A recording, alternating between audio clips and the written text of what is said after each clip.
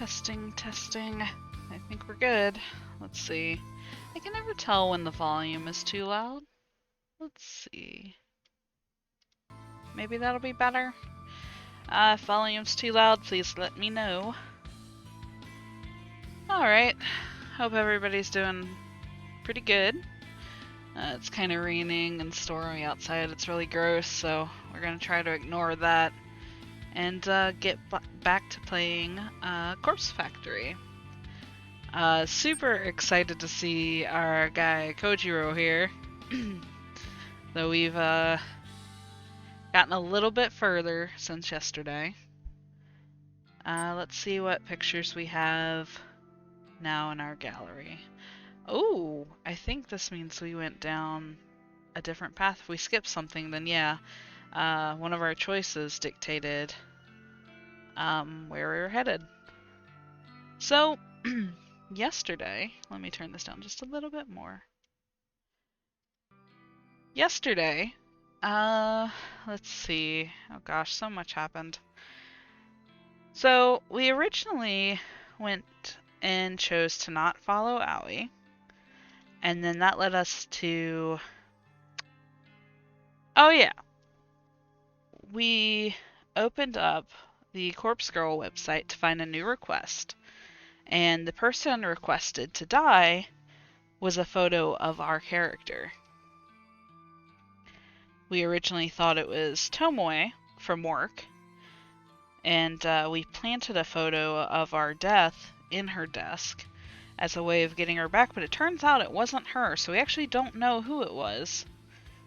It has kind of taken a toll on our mental health. We've spent a lot of time trying to figure out who this person could be, and we ended up going out for coffee with Kojiro, the guy on the main screen, and there was a option there that led us to this day we called out of work. It's mostly a mental health day. We found out that our character here is on pills. For some reason, obviously, it seems like her mental health is in decline when she doesn't take them, as well as she suffers from anorexia. And this led up to us breaking down in the mall when one of the death requests that we put together didn't go through quite as planned. So here you have her pretty pissed off about the girl in the image not dying.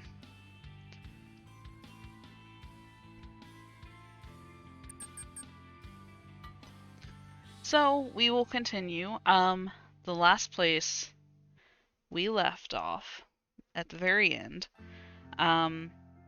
there were two requests that we got through the Corpse Girl website.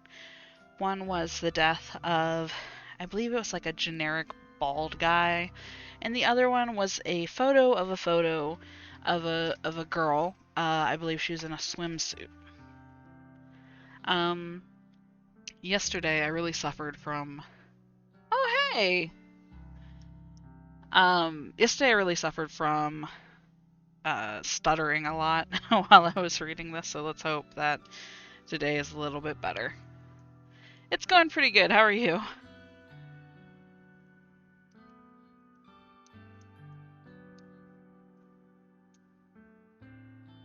Let's go ahead and get started. I'm rather proud of myself today, so I believe this was the next day after we got those requests. During my morning routine, I made sure to take my medication in the correct doses, and I even washed it down with water. It didn't even interfere with my strict schedule. I still managed to catch the usual train, I got to the convenience store at the usual time, and I arrived at the office without a hitch. Let's see. There we go. I just want to fix the audio. If the audio is too loud, please let me know. If I can keep up this dedication, this commitment to improving myself, I know I can be stronger than ever, strong enough to fulfill Corpse Girl's ambitions. I greeted both Shinya and Tomoe as I came into the office, and even made small talk for a few minutes. Awesome, thanks. Since the day has nearly ended now, I'm going to make an effort to chat with them again before heading home. Being social will help me get through this. That's what Aoi used to tell me anyway, at least before she stopped being social herself. It's about 5:45 p.m., and although both of my latest victims should have killed themselves by now, I don't feel the need to obsessively check for their obituaries. I have a news alert set on my phone, of course. If it uncovers anything, I'll be notified, but even if it doesn't, I won't stress out. I'm playing it cool. Cool, stoic, unflinching Noriko. The drone in the office has always reached its nadir at this time in the evening. It's actually quite pleasant being able to sit in a quiet environment and feel the soft breeze of the air conditioner against my skin. I like to take this time to slowly pack away my things and get ready for the journey home. As I take off my headphones and stretch my arms, Tomoe approaches me with a spring in her step. Yeah, what up, slut? About a week ago, I would have taken Tomoe's greeting as an insult. Now that I know her a little better, I can tell she's actually just being affectionate. Despite any differences we may have once had, she really seems to have warmed up to me lately. Hello. How did your day go? Same old. What about you? It went well, thanks. Good to hear. Shinya and I are supposed to go out tonight, but... What's wrong? Hasn't he seemed, kinda off today? He can barely look me in the eye. Really? I spoke to him this morning. He seemed okay. You don't reckon he's seen another woman, do ya? Huh? Another woman? Some fragment of a memory, some glimpse of a murky recollection, flutters around the corners of my mind, just out of reach. Shinya and another woman. Something is on the tip of my tongue, but I can't quite formulate my thoughts. Shinya isn't the type to cheat, though, so... I don't know.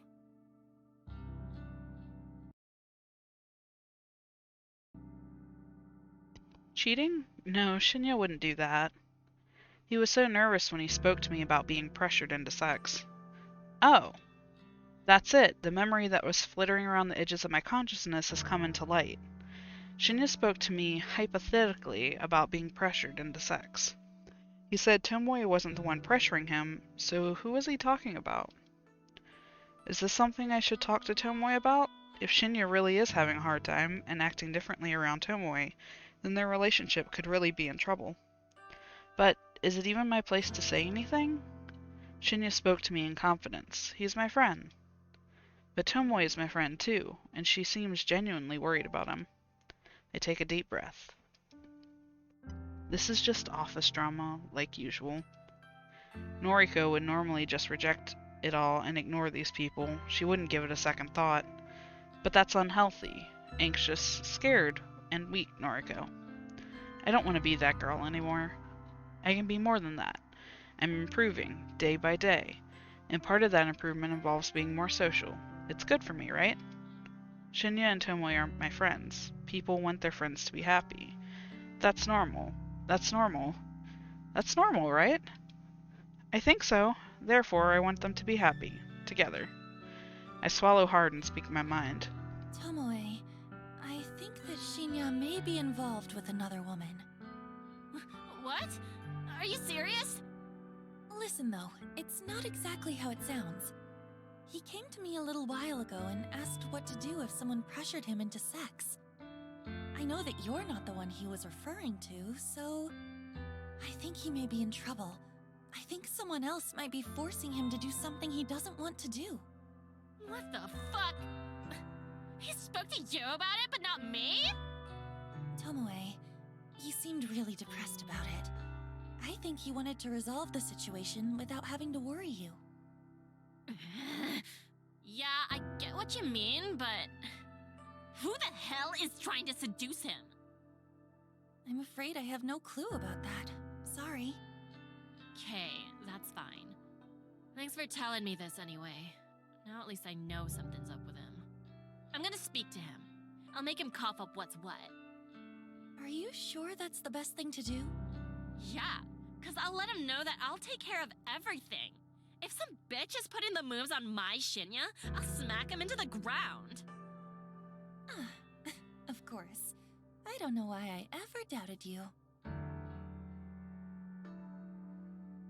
Tomoe grins despite her obvious frustration and gives me a thumbs up. Thanks, gang. I'll keep you updated. Okay, good luck.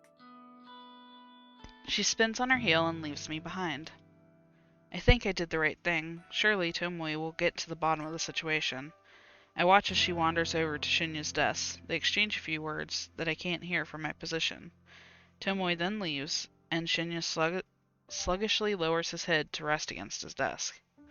Now that Tomoe has left the office, only a handful of stragglers remain on this floor, myself and Shinya included.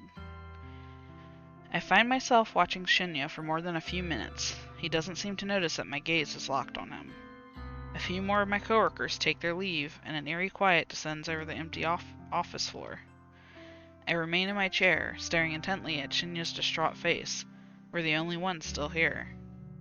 He doesn't show any signs of moving. It's kind of unnerving to see him like this. It's not like he's the peppiest or most energetic person I've ever met, but to see him so drained and motionless makes me feel uncomfortable.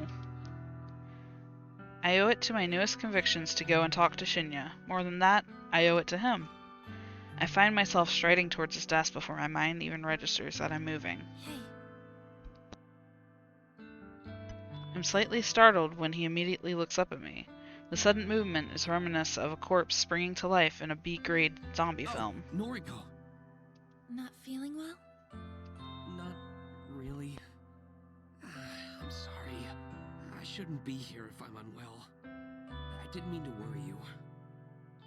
Don't sweat it. I'll, take my leave then. If he leaves now, I won't feel like I'd done anything to help him. As awkward as it feels to pry into his personal affairs, I need to dig deeper if I'm going to try and help him feel better. But what should I even say? Oh no, more choices. Alright, let's see. We will save right here. I don't know if it's going to do me any good with all these choices that we've had so far to save it all, but we'll just do it out of habit. Tell me what's wrong, or are you having trouble with Tomoe? Which do we pick? I guess tell me what's wrong is kinda... Yeah, absolutely. It's kinda more straight to the point of what we're trying to get at. Tell me what's wrong. I don't expect my blunt words to get through to him. I don't expect anything, really. I'm not used to confronting people about the shit they're facing in their personal lives. I'm usually content to simply sit on the sidelines and watch. No need to worry. I'll be okay. He tries to smile, but his composure cracks under the weight of his blatant lie. I quickly try to piece together what I know about his current situation. Based on the slivers of information I've been drip-fed, I'm certain that someone has been sexually assaulting him. At the very least, someone has been trying to force him into doing something he doesn't want to do. I don't know who that person could be. It could be someone from the office. It could be someone from his private life. I am confident that it's not Tomoe. Shinya isn't the kind of person to ever stand up for himself, and he's probably not the type of person to speak up when he's feeling down. But his recent composure reveals volumes about how he's truly feeling. Whatever the situation is, it's painfully obvious that Shinya is a victim. Whatever is happening in his life is not his fault, and he's too proud or stoic or embarrassed to seek help, even from his own girlfriend. If I don't put one foot forward and cut to the chase, chances are Shinya will never build up the courage to ask for help before it's too late. Someone is sexually assaulting you, right? He doesn't say anything. He doesn't even flinch, which I have to give him credit for. This is a guy that couldn't keep from blushing the last time the word sex was mentioned around him. Yes. His calm response and even calmer demeanor divulges his inner turmoil. I see. I don't know what to say next. I see probably wasn't the best starting point, but I am truly at a loss for words. He confessed so readily, and I expected more resistance. Can you tell me who it is? I can't tell anyone. Not you. Not Tomoe. I can't even tell my father, and he's a detective. A powerful authority figure. There's nothing I can do. I'm trapped. Trapped. It's a feeling I'm all too familiar with. It's a feeling shared by countless victims. Not that Shinya and I have ever gone through the same trauma. A part of me can't help but wonder if that feeling of helplessness is what flashes through the minds of my own victims. Actually, I don't have to wonder. I know it to be true. The realization makes me feel simultaneously queasy and satisfied. What will happen if you tell someone? I don't know. If the truth comes out, I could lose my job. I could lose Tomoe. His job. Then it's somebody we work with. Somebody in this very office has been taking advantage of Shinya. It's somebody here then. I speak my thoughts aloud and he looks directly at me. How? You're worried you'll lose your job if you come forward. It's obvious. Sorry, I'm not trying to sound rude. If this person found out you came forward, you'd lose your job. Then it's someone in power. A manager. An exec. And that's why you can't tell me. That's right. I nod. I can see the predicament.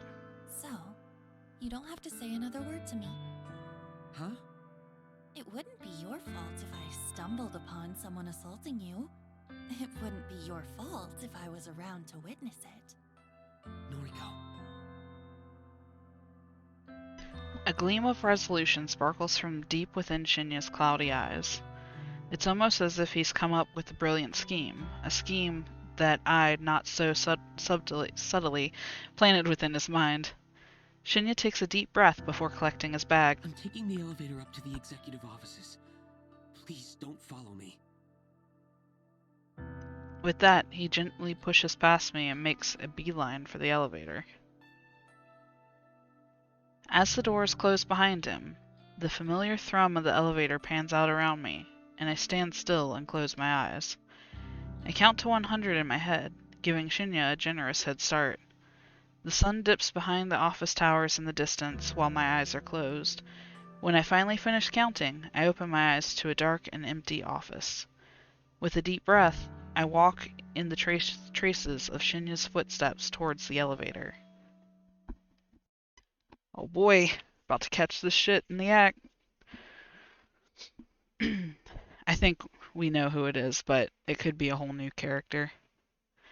I've never been on this level of the building before. What reason would I have to visit the executive offices? When execs have business with junior staff, they descend from this lofty perch and grace us with their presence on the 14th floor. I'm surprised you came to see me again. A woman's voice from nearby catches my attention. It's a hushed yet aggressive tone, like the whisper of a venomous serpent. Are you finally going to let me have my way? I creep out of the elevator, hoping against hope that the ding of the elevator's arrival wasn't noticed by the owner of the unidentified voice. Stop it. That was Shinya's voice. I creep around a corner and catch a glimpse of two bodies at a nearby desk. Yep. Come It's on now. I'm tired of playing games.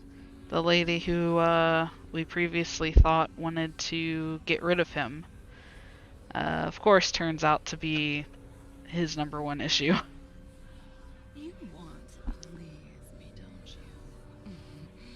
I'm your superior after all. Also, why is everybody lusting after Shinya? He's like the most basic NPC character ever. can you expect to get ahead in this company without sucking up to your superior? Kotomi Ida. The executive with Shinya's career in her hands, the very same woman who blamed Shinya for the mishap with hiring Aoi. So, that whole situation was more in depth than I originally thought. It was never about Aoi.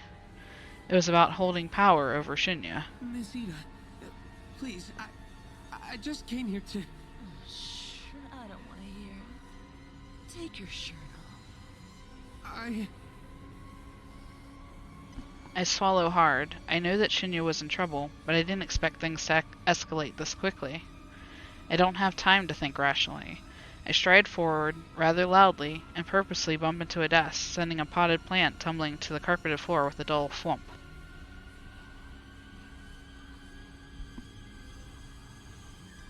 Tome's neck pivots at full speed and she turns to face me. Her eyes narrow into hateful slits as she withdraws from Shinya. Within seconds, Kotomi has abandoned Shinya and drawn close to me. Kurosawa, what in hell's name do you think you're doing here? This level is for executives only. I should have you thrown out of here by security. Fujikawa isn't an executive either, Miss Ida. And he looks quite at home here. Shinya stands in the background, shyly tidying his shirt. Kotomi's eyes somehow narrow even further, to the point where I'm certain she can't possibly see anything. Fujikawa's business here is none of your concern, Kurosawa. Leave. Now, or I'll have you forcefully removed. I fold my arms over my chest and dig my heels into the ground. I'm not one for confrontation. I'm not one to hold my ground against a powerful adversary. And yet, this vivid image of Tomoe has bloomed in my mind. Tomoe, so strong-willed and head over heels in love with Shinya. Tomoe, who would do anything to protect the guy she adores. In Tomoe's absence, it falls to me to protect Shinya. Fuck off, you filthy skink. I can't believe the foul words that tumble out of my mouth. Apparently, Kotomi can't believe it either, because her eyes finally widen and her jaw drops. She looks like a stupid fucking idiot. I love that. She looks like a stupid fucking idiot. Like, that's just so basic, to the point. Somehow, Tomoe's indomitable spirit seems to have inhabited my body. My words echo her own. That, or I've just managed to find a temporary burst of courage. What did you say to me? You heard me loud and clear. Back off from Shinya. If I catch word that you're harassing him, I'll have you in a legal headlock quicker than you can blink. You don't even know what you're talking about. Trust me, I know enough to bury a dirty slut like you. Kotomi grits her teeth and a vein protrudes from her forehead. Without another word, she simply pushes past me. Her shoulder slams into mine, but by some minor miracle I manage to hold my ground. I hear her footsteps fade away as she leaves the floor. I exhale sharply and a wave of dizziness suddenly washes over me. Michael, that was amazing! I nod and sway a little, then take another deep breath and rebalance myself. Happy to be of assistance. I can tell Shinya doesn't know what to do next. He looks like he wants to hug me, but given the gravity of the recent situation, we both silently decide that's not the best idea. Instead, he settles for patting my shoulder with his hand. Thank you, Noriko. Thank you so much. I don't know where you get your courage. Perhaps I could stand to learn a thing or two from you. Don't sweat it. I'm going to go home for now. I hope that's okay. Of course. Go get some rest. Shinya smiles for the first time in a while, and he releases his hand from my shoulder. After he's gone, I collapse into the nearby chair and listen to the frenzied sound of blood pounding through my veins. Look at us! Forge a bond with Shinya. Got a Steam achievement. Steam and suds fill my vision as a pleasant torrent of hot water sprays across my body. The tiles on the shower wall are polished to a pearly sheen, so much so that I can see my own hulking and beautifully ugly reflection in them. The shadow in the reflection has dark, matted hair in her eyes. I don't know if she can see me like I can see her. I wipe my hair from my eyes and stare into space, trying to shape the abstract thoughts from my mind. It isn't until my phone springs to life from the bathroom countertop that my thoughts return to the present. I startle at the noise. I peer through the shower's glass door, and it's impossible to make out the name flashing on the phone screen thanks to the steam that has fogged up the glass. Aoi is the only person who regularly calls me, so it could be her ringing. Or it could be a spam caller, trying to sell me something I really don't need, but I may just cave in and buy it anyway because it's a nice feeling that someone thought to call me. I open the shower door and tiptoe out, my wet and dripping body causing pools of water to form on the bathroom floor. A deft hand snatches up my phone and I clutch it to my chest as I retreat back into the shower.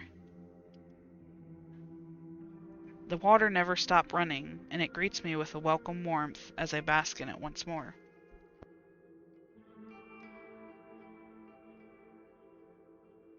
My phone is a fairly new model, so it's conveniently waterproof. I take advantage of this feature on occasion. Isn't that nice? It's nice to be able to submerge myself in water and browse the web to truly escape my own thoughts. Heavy droplets smack against my phone and dribble down, but my eyes ignore them as I scan the screen. The incoming call is a voice chat request from Noise user Koji Koji. It's Koji. Kojiro is calling me? I answer the call.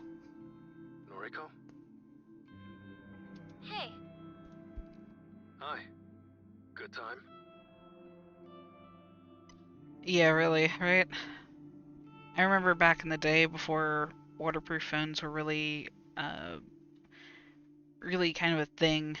I would have died for a waterproof phone, and now the phone I have currently I think is waterproof to a certain extent, and I don't use it for anything that would need it. sure. But I think it's because I'm so used to always being like wary of getting your phone wet. Like now I'm just like, I better not. Mad. Wanted to tell you something. I saw a post on... This call has static. Sorry, it's just the shower running. Oh, in the shower? Yeah. Huh. Okay. Well... Sorry. Awkward now. Really, it's fine. What did you want to tell me? Okay. Saw a new post on Noise Chan today. Posted this afternoon. Might interest you. The message board... Sorry, I took board and noise and just fused them right together. The message board noise channel is often affectionately referred to as Noise Chan by certain frequent users. I'm not really surprised that Kojiro is the type to call it that. What was the post about? Well, someone wrote this. I quote, "Hey, so today I got a strange gore photo from a number I don't have in my contacts." Continuing, "Not sure what the deal is. It was gross though. Wondering if any hackers can trace the number or something?" End quote. Thoughts? A strange gore photo from a number I don't have in my contacts. Sounds like Corpse Girl has struck again. Right? Thought the same thing. I wonder who wrote the post. Kojiro mentioned the post was written today, and the original poster wrote that they received a photo today.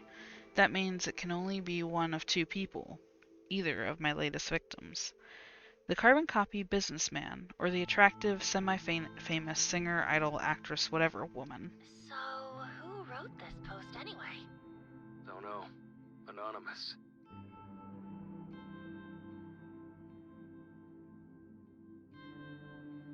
Of course, it was a stupid question.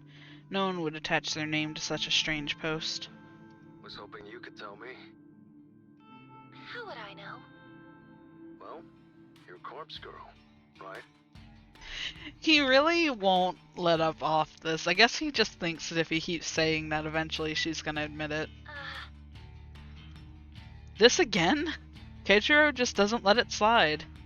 Why does he suspect me now? What did I do this time? It's okay. We can discuss later. Oh yeah, the original post has a reply. It does? I'll read it too. Quote, "You got this too? Was the gore photo a picture of yourself? I'm worried. Received a similar pic from the same number. Continuing, thinking about contacting the police. Not sure if I'm overreacting." End quote. So, the first post received a reply. Interesting. Very interesting. Both posters talked about receiving a photo. That can only mean that one of them is the boring businessman, and one of them is a semi-famous woman. However, the fact that they've taken the discussion online instead of just slitting their own throats is rather troubling. Were the photos not convincing enough to make them kill themselves? Or not enticing enough to summon another entity to snuff out their souls? Was this attempt just a repeat of the failure I had with the twin woman? Anyway, enjoy your shower. Let's talk tomorrow, Corpse Girl. I love this guy. I just think he's so great. Before I can interject, Kojiro ends the call. Shit. He's once again assuming my true identity. He's assuming correctly, but that's beside the point. Well, maybe it doesn't matter too much. Maybe this will actually save me some time and effort. If he already knows I'm Corpse Girl, it should be easy to strike a deal with him in exchange for access to a fresh supply of cadavers. So, a little bit of backstory. Kojiro works at the morgue. He also is very fascinated with Corpse Girl.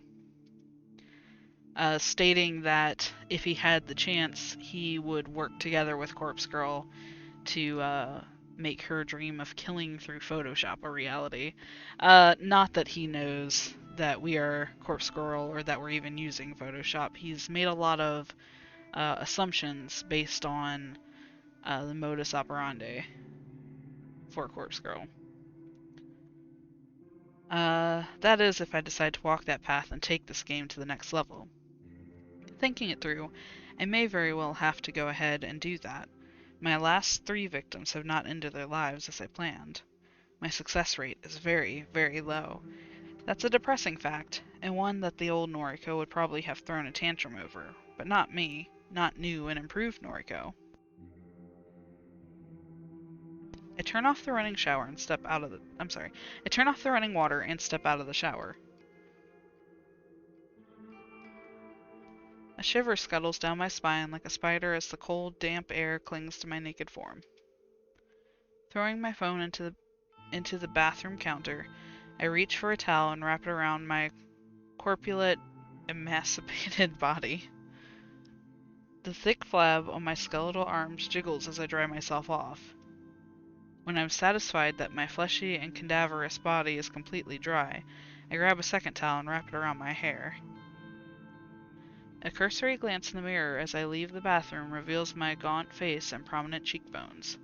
I get the feeling that even though I've been gaining weight, I'm thinning out more and more. Although my body isn't perfect, I'm still in love with my eyes. I wouldn't change a thing about them. While my frame simultaneously grows plumper and slimmer, I hope my eyes will always stay the same. I flick off the bathroom light as I exit. Entering my bedroom, I sit down on the bed with a towel around my body and another one around my hair. My laptop is lying upon the sheets, so I pull it towards me. A few clever keywords in a search engine quickly leads me to the post on Noise Channel that Kojiro just informed me about.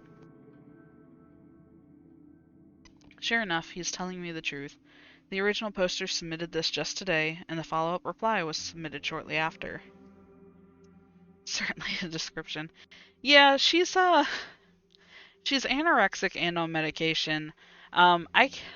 It's really dependent on her mental state in certain parts of the story, on whether she decides that she's too skinny or too fat, or she never really calls herself too skinny, but she will either say that she's, okay looking, or she'll be like, oh, I'm just terrible and hideous. I skim through the text to see if there's any clues about either poster's identity. However, nothing really stands out. I'll retain my assumptions that the that my 2 latest victims created these posts. I spend a little time applying various moisturizing creams to my skin before getting dressed in my bedwear. I'm feeling pretty relaxed by the time I finish. Perhaps I'll spend the rest of the evening reading a book in bed. Or I could try and plan out my next move with Kojiro. Should I come forward, claim my identity, and request access to his morgue? It's a big step. This seems to be the time for me to make a bold move. I can't keep working on requests that are doomed to fail.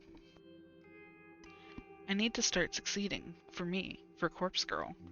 I pull my laptop to me once more and begin to brainstorm my plans.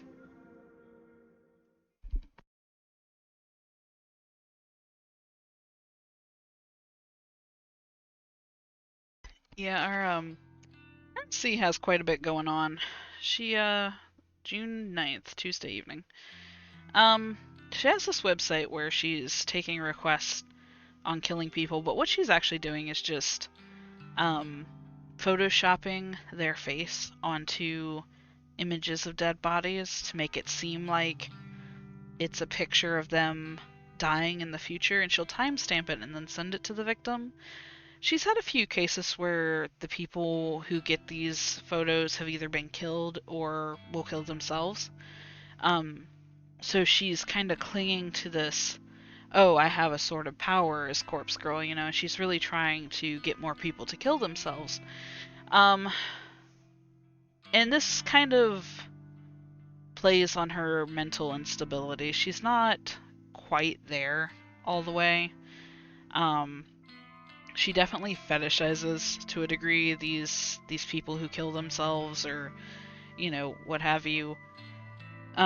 Furthermore, she is definitely anorexic, and she's on medication for these things, but whether she takes it or not is part of what plays into the story and the ups and downs in her personality.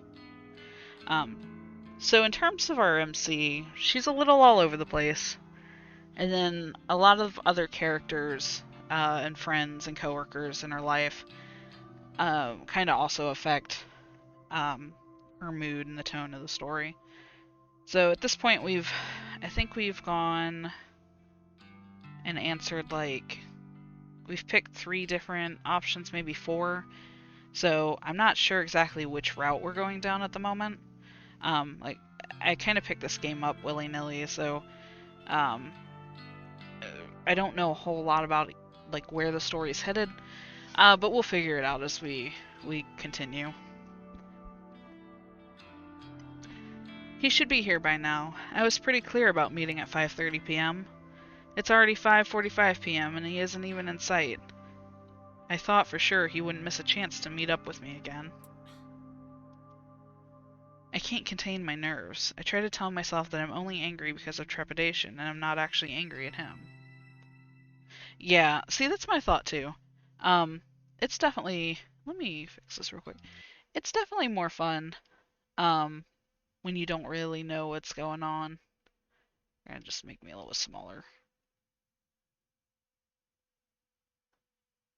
There we go. This is a big moment for me. I've never once revealed my identity to anyone. I assume he will take it in stride. I wouldn't be going through with it if I didn't firmly believe that. Hi. He's only kind of... He has even said at this point that he's like, I really want to work with Corpse Girl. Like, or I wish I knew who she was. I wish she'd ask me for help. You know, he's all but been like, hey, you're Corpse Girl, let's work together. Now, whether that's a facade or not, we're about to find out, I think. My neck jerks in reaction to the voice. There you are. I'm late? I make a point of checking the time on my phone and nod. Sauce. Traffic? You drove here? No. Okay. What did you want to discuss? I have a request for you. And a confession. Kojiro's eyes widen and he looks me up and down. Knew it. I blink and look down at the ground. He's known for some time. I was fooling myself thinking that my stupid attempts to erase suspicion of my identity were working on him. You're going to confess your love. Been waiting for this moment. My poor boy. Wait, no, that's not. Shh. No more words. I accept your heart. Kojiro, I don't. Call me Koji now. We're one. No need to be shy. Oh, it's so painful. Ugh.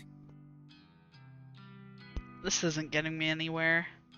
Thanks to my frustration and nervousness, I simply blurt out my true confession. I'm Corpse Girl. Kojiro doesn't react. Well, he cocks his head a few degrees to the side, slowly and surely, if I can even call that a reaction to my sudden outburst. Yes? Okay. So, a kiss to commemorate our love? Did you even hear what I just said? Of course. I'm Corpse Girl. I'm the one behind the corpse photos and the deaths and. It feels kind of strange to say these things out loud. For some reason, it leaves a sour and bitter taste in my mouth that I can't swallow. Yes, I know. Knew it since our first noise chat. Our first noise chat? Remember? You messaged me late at night. Asked me if I knew about Corpse Girl. Is that what tipped you off? You assumed I was her just because I mentioned her? No. Then. How? How did you figure it out? You asked me to look up names. Names of Corpse Girl's victims. Oh, yeah. I did, huh? That was stupid of me. I suppose that gave it away. No. Other people could have known those names. Then. Come on. Throw me a bone here. How'd you find out? You said you requested Eiji Hanada's death. Oh boy. I think I see where this is going. Eiichi Hanada, the guy who died in a traffic accident.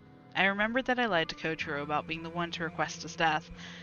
It was the only way I could escape his suspicions at the time.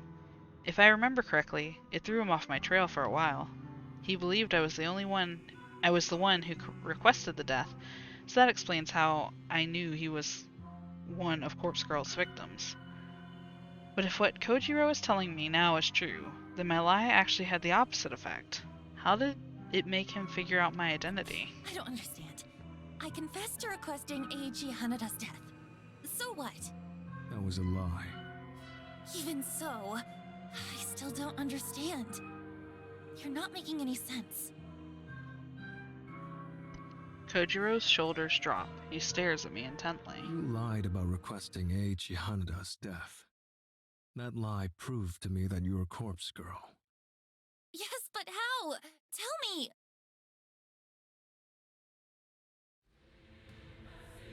I was the one who requested Eiji Hanada's death. What a small world we live in. To think she was talking to the guy, of all people in Japan, that could have requested the death of this guy? Yeah, exactly. The MC was the last one to figure it out. Kojiro's deadpan countenance makes his claim believable beyond doubt. I feel the blood drain from my face. I submitted his photo to Corpse Girl's website. Imagine my surprise when you claimed that you did it. That lie made it clear. You knew his name. You knew he died. You knew he was Corpse Girl's victim. Ergo, you are Corpse Girl. Despite my dazed state, I can't fault its logic. I took credit for something Kojiro did. Of course that would paint me as a liar in his eyes. So, you've known this whole time. Yes. And yet, you still met up with me. Not just today, but at the cafe too. Yeah, exactly, right? Also, and I haven't mentioned this on this stream just yet, but he met her just absolutely sporadically in a library one day. So the the possibility of all this happening was just astronomically low. Unless, of course, there was a reason he met up with her, which we don't know yet. Yes. Aren't you scared of me? I mean, he works in a morgue. No, that's not the way I put it. You should be scared of me. After all, I requested the death. Had motive for murder, even if I didn't carry it out personally. Imagine what else I'm capable of. I subconsciously take a step back from Kojiro's suddenly looming form. From our discussions, I know you don't kill your victims. You just nudge them, urge them, tempt them with death as an escape from their fear. You're no murderer. What reason have I to fear you? He's right. He's absolutely right. He knows everything about Corpse Girl's methods, my methods. Kojiro is a dangerous enemy. Or a powerful ally. And it's up to me to decide whether he's with me or against me. I recall our conversation at the cafe. He claimed he would support Corpse Girl if she came to him for assistance. He's a fan. He would support her obediently, no questions asked, as long as the price was right. So, all I have to do is make him an offer he can't refuse. Tell me. Help me. Help Corpse Girl rid this fucking world of the fetid filth that infests it. I decide to quote a certain passage from a book that Kojiro himself gave me, a paragraph from Strange Flower that has stuck with me for some time. There's a certain beauty in death, a macabre certainty, an absolute state of finality. Nobel Sinclair. You understand what I'm talking about. You work with cadavers for a living. Yeah, he knows everything. Dude is slick. I knew I was gonna love him. Like, as soon as he came into play, I was like, yep, this is my favorite character.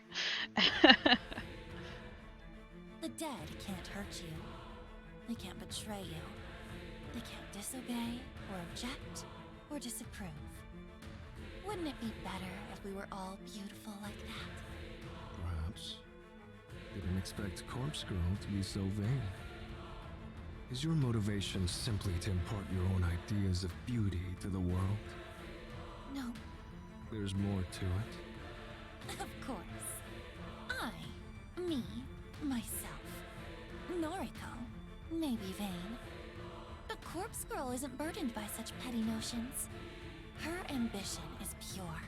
Her ambition is crucial to the survival of the entire human race. Thought I had a big ego. You're so self-important. Both you and Corpse Girl. I don't expect you to understand. Not yet. But I've realized that I can't do everything alone. I need your help. I need cadavers. I see. What's in it for me? This is the critical point of our negotiation. It could all fall apart here if I don't offer something that Kojiro considers worth the risk. The question is, what does he want? What does he desire? I propose an equal partnership. You'll reap half of the benefits from Corpse Girl's work. This offer is a gamble, and I know that in the back of my mind. However, it was the only feasible solution I could come up with when I planned out this encounter late last night. This tactic relies completely on the assumed understanding of Kojiro's innermost desires. If I'm wrong about him, then this whole thing will blow up in my face. Corpse Girl will create more death than you could ever imagine. Think of all the fresh corpses you could get your eager little hands on.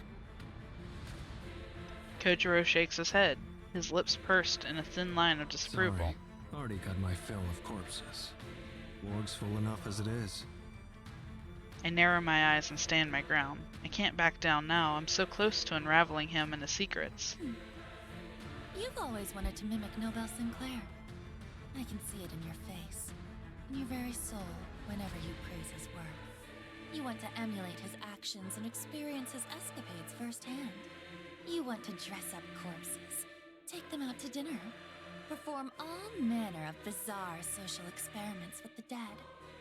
It's your passion. But living vicariously through Nobel Sinclair's books isn't enough for you anymore. And that's where your fascination with me, with Corpse Girl, stems from. As soon as you figured me out, you knew I was your gateway to satisfying your lust for the macabre. You work with cadavers all day, every day. But you can't get them out of the morgue with eyes on you at all times. But I can.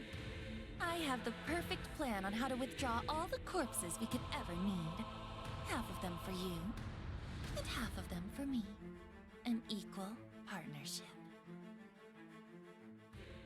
What an interesting theory. I end my speech and let Kojiro bask in my words. I hope I was convincing enough to sway him, and I pray, that I'm correct about his sickest desires. His reaction isn't exactly what I was expecting. He laughs, a big, hearty guffaw that scares a few nearby birds and sends them flying to safety. Clapping his hands together slowly, he inches closer to me until I can feel his breath across my Figured face. me out? I'll play along. Say there's a way to get corpses out of the morgue without getting busted. Don't you think I'd have found it by now? Perhaps you're not as clever as you think you are. Perhaps. But you have the answer? I do. I guarantee it will work.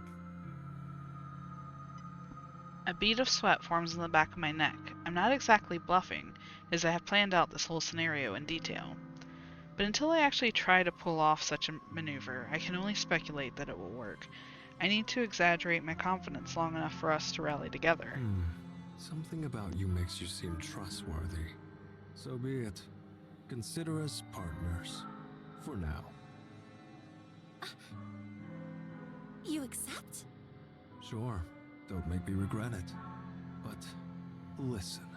What I do with my share of corpses is my business. No nosing about. Got it? Oh gosh, what could he possibly want to do with You still want corpses? to keep secrets, even if we'll be working together? Shouldn't we be open and honest and build a trusting partnership? Here's the deal. You don't pry, and I'll assist you with Corpse Girl's work. I'll help you craft your elaborate photos. No charge. See, that was what I was worried about. I get privacy, you get an assistant. Mutually beneficial. Wouldn't you agree? I think about his offer. It's true that I don't really need to know what he's going to do with the corpses on offer. The whole thing is illegal already, so if he wants to take it further, that's not on me. And if I can get some assistance, it would surely help me churn out photos at a faster rate.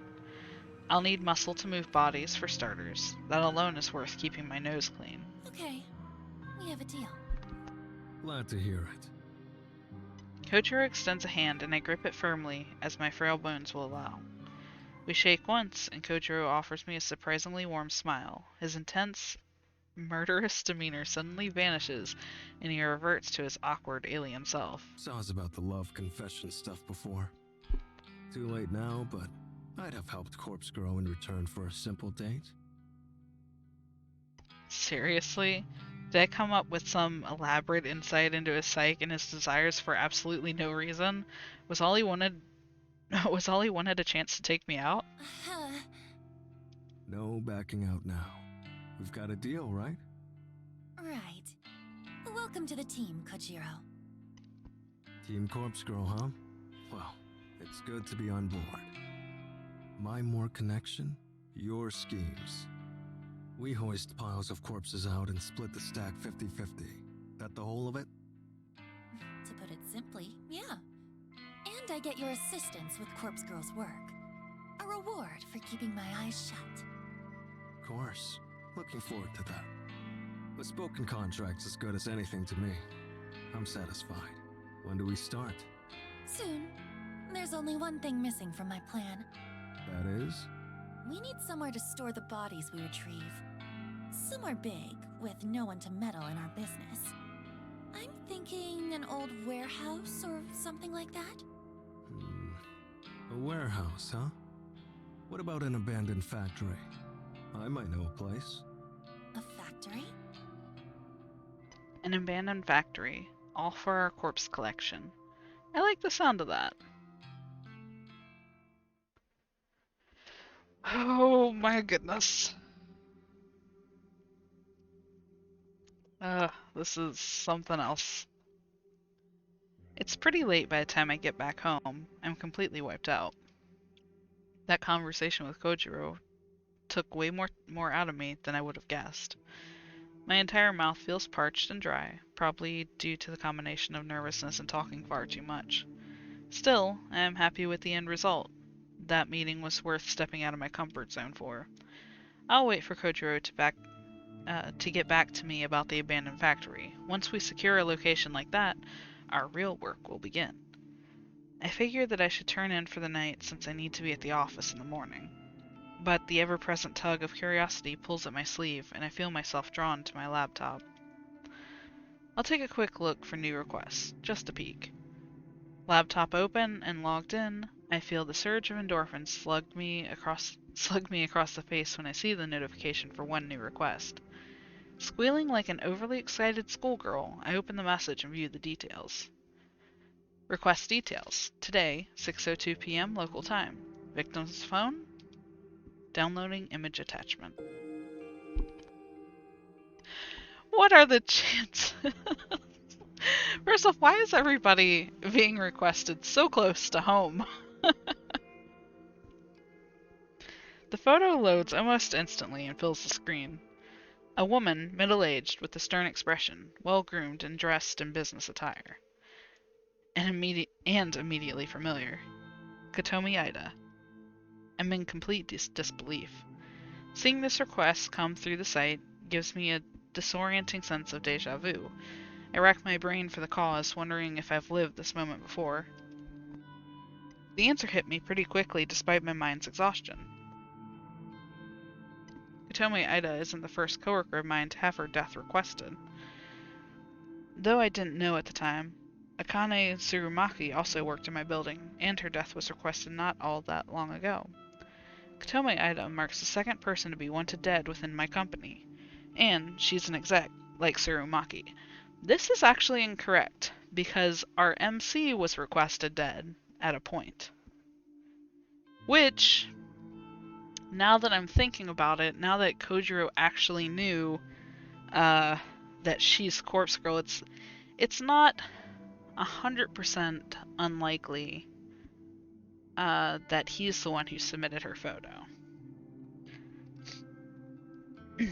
I wonder if this is simply a coincidence. It surely has to be. After all, Tomoe confessed that she was the one to request Tsurumaki's death, and she seemed to regret doing so. Therefore, I have to doubt that she'd go on to upload Kotomi Ida's photo to the site. So, who could want Kotomi Ida dead? She isn't the most likable person, but who really is? Yeah, see, that's my thought too. Is like maybe he just tested it out, and that would be a reasonable explanation too.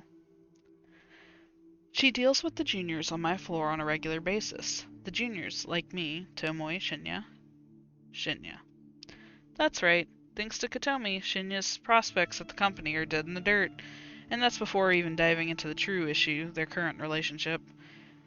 Would he request her death as retribution? He doesn't seem like the type, but... I let out a sigh. I'm far too tired to run through the myriad possibilities tonight.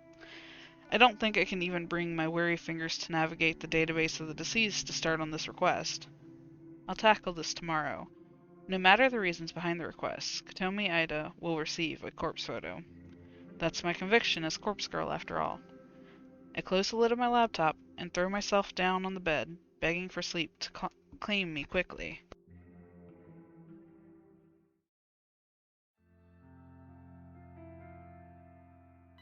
June 10th, Wednesday morning. I need to talk to you. What's with that look? Got something up your ass? Come on, just follow me. I grab Tomoe's wrists and guide her away from the labyrinth of desks and into the elevator waiting patiently for us. We emerge from the double doors into the lobby. The place is quiet and nearly empty. It offers significantly more privacy than the crowded 14th floor. God, your fingers are bony. You're pinching me. Sorry. I let go of her wrist and she rubs it gingerly against her clothes. Anyway, what's up? I hesitate for a moment. Even though I ran through the scenario in my head during the train ride, I'm still anxious about playing it out now. But the situation involves Tomoe, either directly or indirectly. As my friend, she needs to know. I think Corpse Girl is going to target Kotomi Ida. Huh? Did you get one of them photos? Her reaction is fairly indifferent. I thought after being involved with Tsurumaki's death, this news would have more impact on Well, have more of an no, impact I don't on think her. so, but How do you know then? that's hard to explain. Just bear with me. Kotomi and Shinya had a falling out. Because of her, his career here is at an end. I'm sure he told you about it. Yep. That makes sense. Shinya would confide in his girlfriend about his career, but I don't know the extent of Tomoe's inside knowledge. I doubt she knows the true nature of their relationship, judging by how nonchalant her reaction has been so far. So, if you can kind of guess what I'm getting at, What? I think maybe that Shinya requested her death. Shinya? Nah, he don't have it in him. Besides, that bitch has it coming. She does? Yep. I'm surprised you found out about it, but I plugged her photo into Corpse Girl's website yesterday. Goodness. Tomoe, why? I'm stunned. I can hardly formulate a response to Tomoe's confession. Absolute skank. She deserves to die. But why? After you requested Akane Tsurumaki's death, why would you? Look, it's not about Shinya's career, alright? I spoke with him. Real deep and meaningful like. And meaningful, like. I love it. He confided in me. But since we're friends, I suppose I can share it with you. Kotomi Ida has been sexually assaulting him. Seriously? I feign a surprised reaction. In reality, I'm just more taken aback that Shinya actually confessed to Tomoe. It's been going on for months, he says. And now she's fucked his career up, so he'll have no choice but to leave the company. He leaves, and she gets off free without anyone finding out about what she's been doing to him. I hate her. I hate her so fucking much. I try to digest Tomoe's words. I don't know what Shinya has been putting up with. I didn't know that Shinya has been putting up with the abuse for such a long time. So Kotome's motive for ending his career was purely out of self-interest. She was probably looking for a reason, any reason, to discard him, and that slight incident with Aoi was just good enough for her to seize. If he quits the company, she won't get found out. It's a simple plan, but utterly devious. We should tell someone what she's been doing. She can't get away with that. She ain't gonna get away with it. Corpse Girl's coming for her, remember? I can't wait to hear the news about Kotomi winding up dead somewhere. I hope she gets her throat slit. This girl's not okay either. Yeah. But hey, how'd you find out about it? Tomoe cocks her head and gives me a concerned look. I brace myself as I watch the gears slowly turn inside her head, waiting for her to point the finger at me.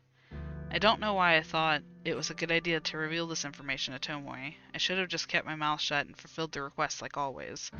Damn it! Why does my curiosity always get the better of me? I'm going to cause my own demise at the rate I'm going. Oh, I figured it out. Kotomi must have received a photo and told you about it, huh? Wow, that Corpse Girl sure works fast. Tomoe's gleeful expression suddenly caves in and she gasps. Wait a minute. Why would she even show you something like that? When I think about it, there was that time you got a photo but nothing happened to you. Then, the only way you could have really known about Kotomi is... I flinch as Tomoe takes a purposeful step towards me. You're a Corpse Girl, aren't you? You have to be. It's the only thing that makes sense. I avert my gaze and look to the floor in silence. Are you for real? I can't believe it. You took your sweet time figuring it out. Don't give me that bullshit. You can't expect me me to figure out something like that if you're gonna try so hard to hide it. Yeah, everyone's figuring it out now. I'm not really sure why we decided. I'm waiting to see what we need out of Tomoe to decide exactly why we decided to let her know. What the fuck, girl? You get your rocks off by killing people? No, not exactly. I don't kill people. The hell you don't! Explain that bitch to Umaki. By the way, a great topic of discussion right here in the main lobby of the business that they work at. She killed herself. Yeah, she killed herself. That's the cover-up, right? I'm serious. She killed herself. But Corpse Girl encouraged her to do it. Tomoe blinks a few times, her face scrunching up and analyzing my blank You're expression. telling the truth. Holy shit. I can't believe this.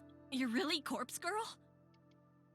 There's no going back now. After hiding my true identity for nearly a year, I've managed to reveal it to 2 people in less than 24 hours. I just hope I haven't made a fatal mistake. It's true. I'm Corpse Girl.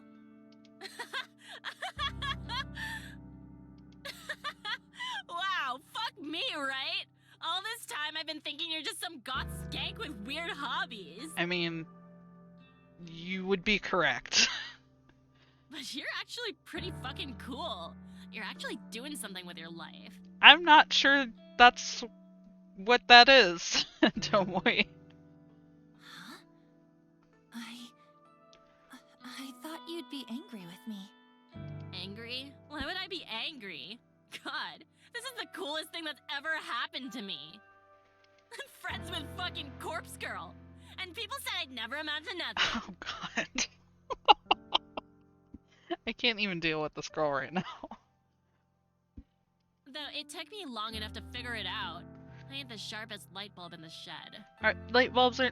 You know what? You're right. I can't argue with that.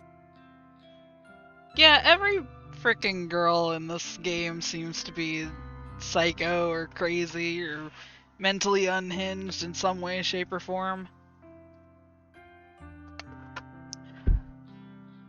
With varying degrees of intellect. Tomoe laughs and puts her arm around my shoulder. I shrink away a little, but her good cheer is somewhat infectious. I feel a flood of relief wash through my body. So, like, I gotta know. How many people have you killed? I said I don't kill people, remember? Yeah, you know what I mean. How many have offed themselves because of you? It's an embarrassingly small number. That's so? Oh, that's a shame. Listen, you gotta fill me in on all the juicy deets later, Kay. For now, please focus on getting rid of that bitch Kotomi. I'll do my best. Thanks, slut. Shinya and I will owe you one for sure. Now the question is she gonna run to Shinya and be like, you'll never fucking guess what I heard?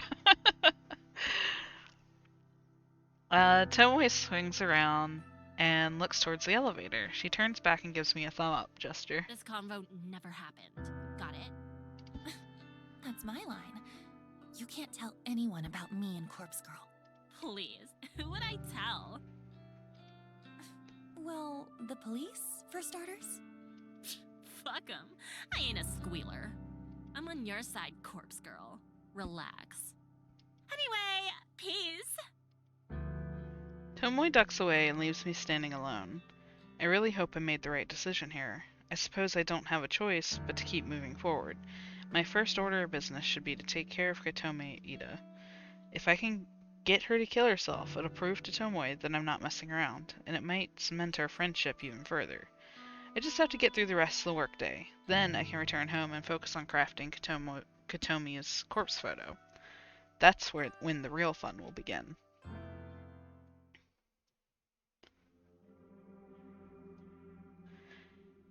I reach into the drawer and clutch a cheap plastic burner phone between my fingers. Crafting the photo of Kotomi Ida is done, and all I need to do now is send it. I thought about waiting until tomorrow, but I already put off making the photo for a day, so I'll make my move tonight. During editing, I timestamped the photo with tomorrow's date, 10:46 a.m. It doesn't leave much time for if Katome receives the photo tonight, but I'm confident the plan will be effective. Katome will look at the photo tonight, she'll either freak out and end it all immediately, or after a sleepless night of anxiety, she'll pull the trigger, figuratively speaking, instead of going to the office in the morning. I could cross my fingers and hope that by divine intervention someone else will take her life, but based on my recent failures, I don't think that's likely anymore. If anyone else was ever involved in the deaths of Corpse Girl's victims, I don't think they're still around. Why else would my last few attempts have failed? No, my best bet is to urge Katome to simply kill herself. A convincing enough corpse photo might be enough to lure her to her death. When I turn on the burner phone, I'm happy to see the battery is still charged.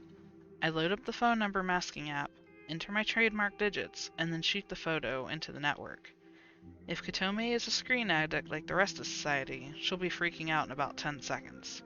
Since this victim is going to have a quick turnaround time, I'll take the burner to the back shed tonight to store it, and I'll ditch it on the way to the office tomorrow. I'm not expecting a reply within such a narrow time frame, so there's no need to hold on to the phone for 24 hours like I normally do. Clutching the phone with one hand, I grab my keys from the kitchen bench with the other. I step towards the door. Beep beep beep. The phone in my hand vibrates violently and I nearly drop it in terror. What the? I bring the screen swiftly to my face and read the alert. One new message. Without thinking, I unlock the phone and open the message. It's a reply from Katome Ida. You think this is funny? I know who you are. I'll report you to the police. Oh my god. Holy shit!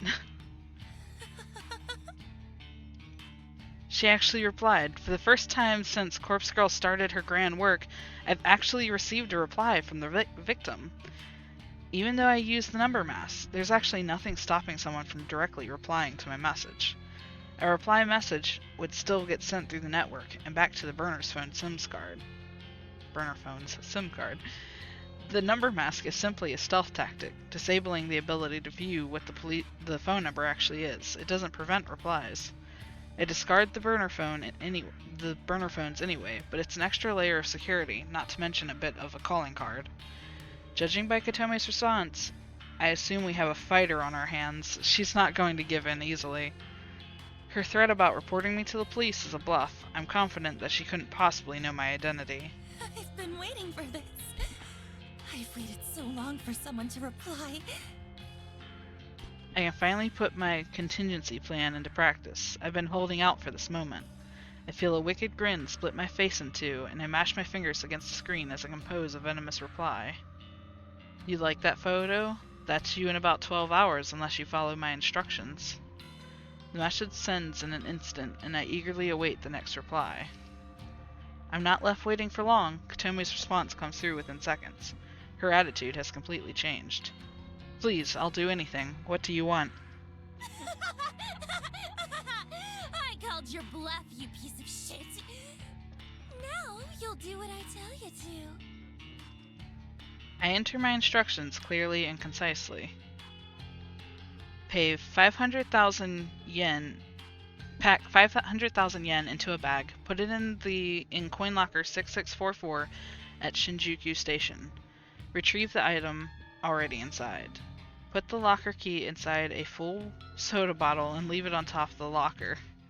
What an interesting way to do that. After I send the message, I decide to add one last bit. Do it now. Make sure no one sees you. Then go to platform 12. Do not board the train. Await my instructions. Satisfied with this addendum, I hit send. If Katome truly fears for her well-being, she'll carry out the instructions. Her response arrives shortly. Okay, I'll do that. I'm going there now. Yes. I've done it. I've convinced her. I'll collect my money once I'm sure she's no longer hanging around. 500,000 yen is nothing to sneeze at. It's not life-changing, but it'll cover my rent for a good few months. I chose this amount to simply test the waters. Asking for an insane amount would make it impossible for a victim to follow through. But I figured someone like Katome, an exec for a big company, would easily have access to this much dough. I'll go collect the money. And if everything goes well, Katome Ida will disappear before sunrise. Oh no. Let's see if we can do this effectively. Though the hour is late, quite a few commuters are still navigating through Shinjuku Station's wide platforms and underground labyrinth. The train station beneath my feet is a sprawling metropolitan. Gosh, it's like I can't read suddenly. Sprawling metropolis that extends below the city. It's packed with restaurants, shops, and other outlets. But as I'm standing on one of the countless train platforms above the ground, that world might as well be a completely different dimension. The only problem is that I'll have to brave the maze as soon as I descend the platform stairs. I tend to get dizzy in such places. My normal morning route doesn't require me to travel through the underground plaza. I'm able to exit the station within minutes of my train arriving at the platform.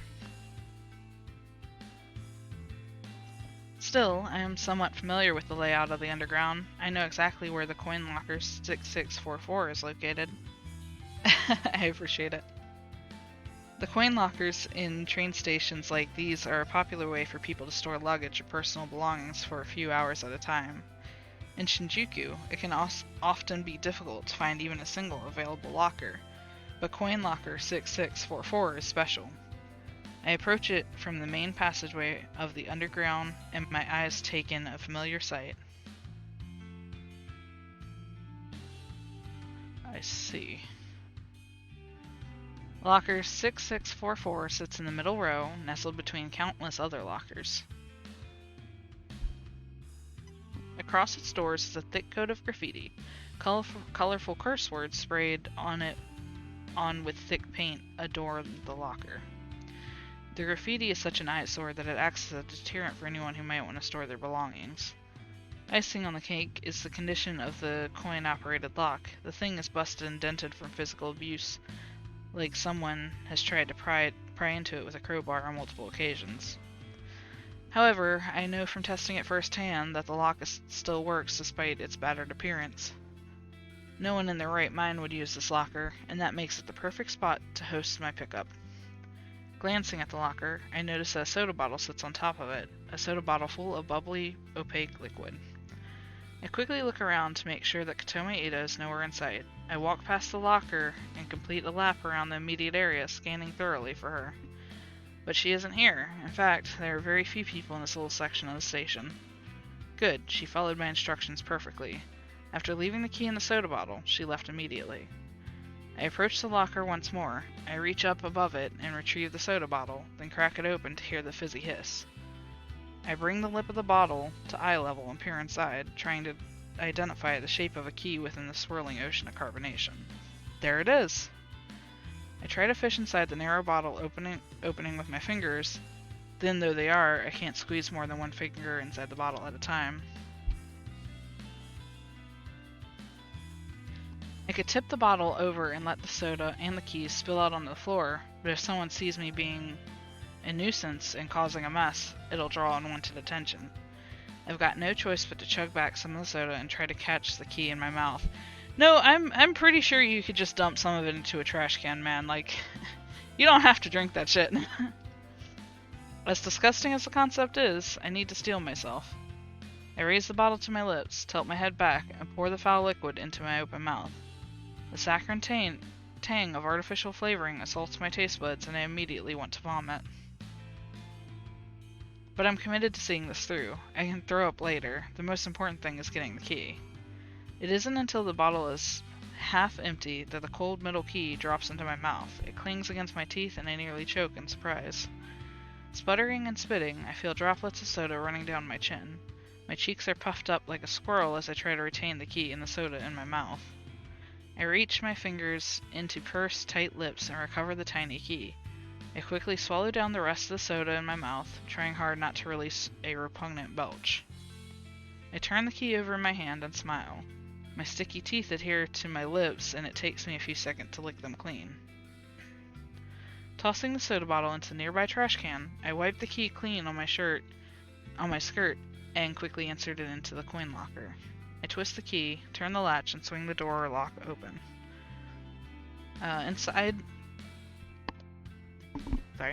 Inside the dark vault is a single bag, a simple paper pouch like you would get at a grocery store. I pull the paper bag out and take a look inside. Thick stacks of 10,000 yen bills fill the bag. I'm not foolish enough to stand here and count it out, but I'm confident the amount is at least pretty close to what I requested. It worked. My plan worked. And then she called the police and they caught her at the locker. She's arrested. I can hardly believe it. I devised this contingency plan months ago. I waited so long to try it out.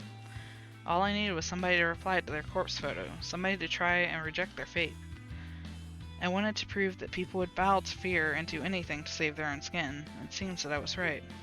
Just one more thing to do. I fold up the paper bag and clutch it tightly. With my free hand, I pull the burner phone out of my handbag. Truly a foolproof plan, yeah. So many things could be going wrong here right now, but we'll have to see. I compose a message to Katomi Ida, who should be obediently waiting above ground on the train platform. When the next train arrives on your platform, stab the first person to disembark. What? You must kill them. If you escape, leave this prefecture and never return. It's done. When I first opened the coin locker and retrieved the paper bag, I immediately noticed the knife I had placed inside months ago was missing. Katomi followed every word of my instructions. My message had read, pack 500,000 yen into a bag, put it in the coin locker 6644 at Shinjuku Station, retrieve the item already inside. I've given Katomi an opportunity. She can trade another's life for her own. If she kills someone exiting the train, Corpse Girl will spare her life. It's a simple exchange, and one I bet she'll be willing to make. If she gets away with the murder, she'll flee from this place. I won't see her ever again, and neither will Shinya or Tomoe. To us, she'll be as good as dead.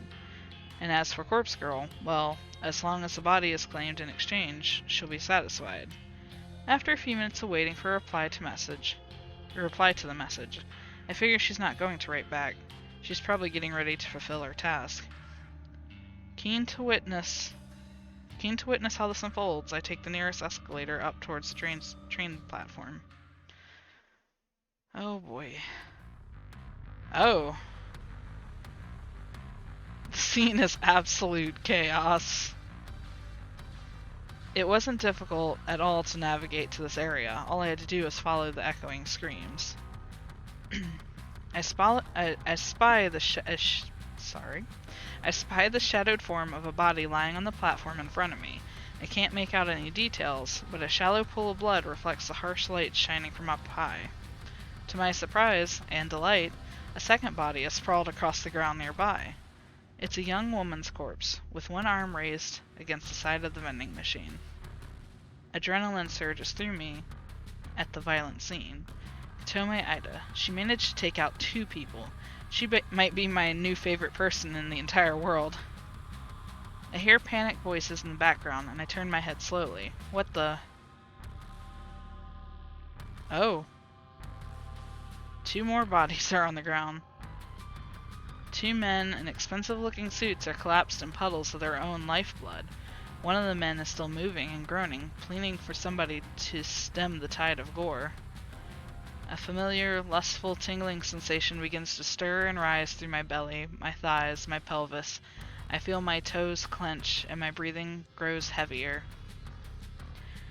There's one more surprise to be had here amidst this beautiful spectacle of carnage. What? A woman is slumped in one of the plastic chairs that lines the platform. Her head is tilted, her suit jacket stained with red. The thick knife with a black grip protrudes from the side of her neck. A bubbling river of vital fluid cascades around the glimmering blade and pools within her shirt collar. Even with her face masked by blood, it doesn't take me more than a few seconds to recognize her identity. Katomi Ida. Dead. Huh. What has happened here? Considering the way it's stabbed into the side of her neck, I'm almost willing to bet she didn't do this. I mean, I could be wrong, but she's just sitting there? Like, what'd she do? Get up, stab 4 people, and then sit down like, okay, let's just do it. I swing around and take in the entire view of the platform, counting up the bodies and the path of slaughter. My mind pieces together a theoretical scenario. I mean, it's possible. People are, especially in situations that are like this with high anxiety, you never know, but I don't know, it's just a guess. Maybe somebody else came along. Katome waited at the train station as the train doors opened, knife drawn, the knife she retrieved from locker 6644. When the first person stepped out of the train, she stabbed him and left him for dead. The body that I first saw laying on the edge of the platform is perfectly aligned next to the train that fits this theory. In a panic, Katome would have attempted to flee. She bumped into her second victim, the young woman slumped against the vending machine, and cut her down desperately to make her escape. Judging by the wound on Katome's own body, I would assume the two businessmen lying face down tried to apprehend her. They must have sustained fatal wounds before finally managing to wrest the knife away and plunge it into Katome's neck. Now that's also a possibility. It's all just speculation, but I'm fairly confident that's how this whole event played out. It was probably over in less than 60 seconds, and it couldn't have worked out better for me. I never dared hope that Katome would meet her end once this plan had been set into motion. I would have been satisfied with her simply skipping town. I feel my legs weakening under my weight, and I'm afraid I might buckle at any second. The waves of radiating heat spreading through my body are causing me to tremble and shake. There's so much blood, it's everywhere. I've seen it in countless photos and thought I had become desensitized to it. But maybe I was wrong. Seeing blood in real life is completely different. I feel faint and pale and excited and aroused. I need to get out of here before the police arrive. More importantly, I need to get away before I collapse in a sweaty heap of lust and pleasure. I turn on my heel and sprint down the rising escalator as fast as my quivering legs will permit. RMC is one messed up chick. June 11th, Thursday morning. Another morning fueled by coffee. Once again, I didn't manage to get any sleep last night. I want to say it's not my fault, but I know that's not entirely true. The grisly visage of all those slain people on the train platform was burned into my mind's eye. Every time I started to drift off to sleep, a splash of blood or a fleck of gore would appear in my thoughts and I would snap awake again. And the sight of Katome Ida with the knife sticking out of her neck made me shiver more than a few times. Nevertheless, I'm here now, at the office as usual. Witnessing violence on that level, in person, was a different experience than I had expected it to be. However, it has helped me steel my resolve. I'll need to desensitize myself to that kind of carnage if I'm going to continue with Corpse Girl's ambitions. I set down the second empty can of coffee on my desk and leaned back in my chair. I catch a glimpse of Tomoe tapping away on her keyboard, completely oblivious to what went down last night. There was a news broadcast regarding the event, of course, but the finer details of what occurred has been kept under wraps. It'll probably take the police and the media a little more time to get the story straight. It's not often that a mass killing spree takes over the news, and whether or not the identities of those involved will be revealed is beyond me. For now, I'll assume that Tomoe is in the dark about the event. I don't take her as the kind of girl to be up to date on current events. Even if she did hear about the stabbing, she couldn't possibly know that Katome was the culprit. No problem. Thanks for coming around. Hopefully this at least garnered you some interest in the game. It's been pretty good so far. It's very, very messed up, but not too bad. Anyway, have a good night.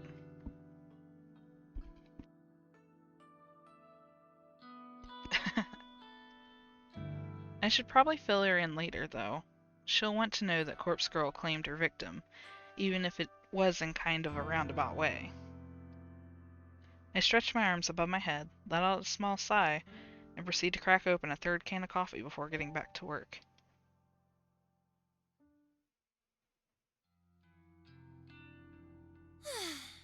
You got a minute? It's kind of interesting, too, all the stuff that happened. There's so much more that could have gone wrong in that situation with her just now.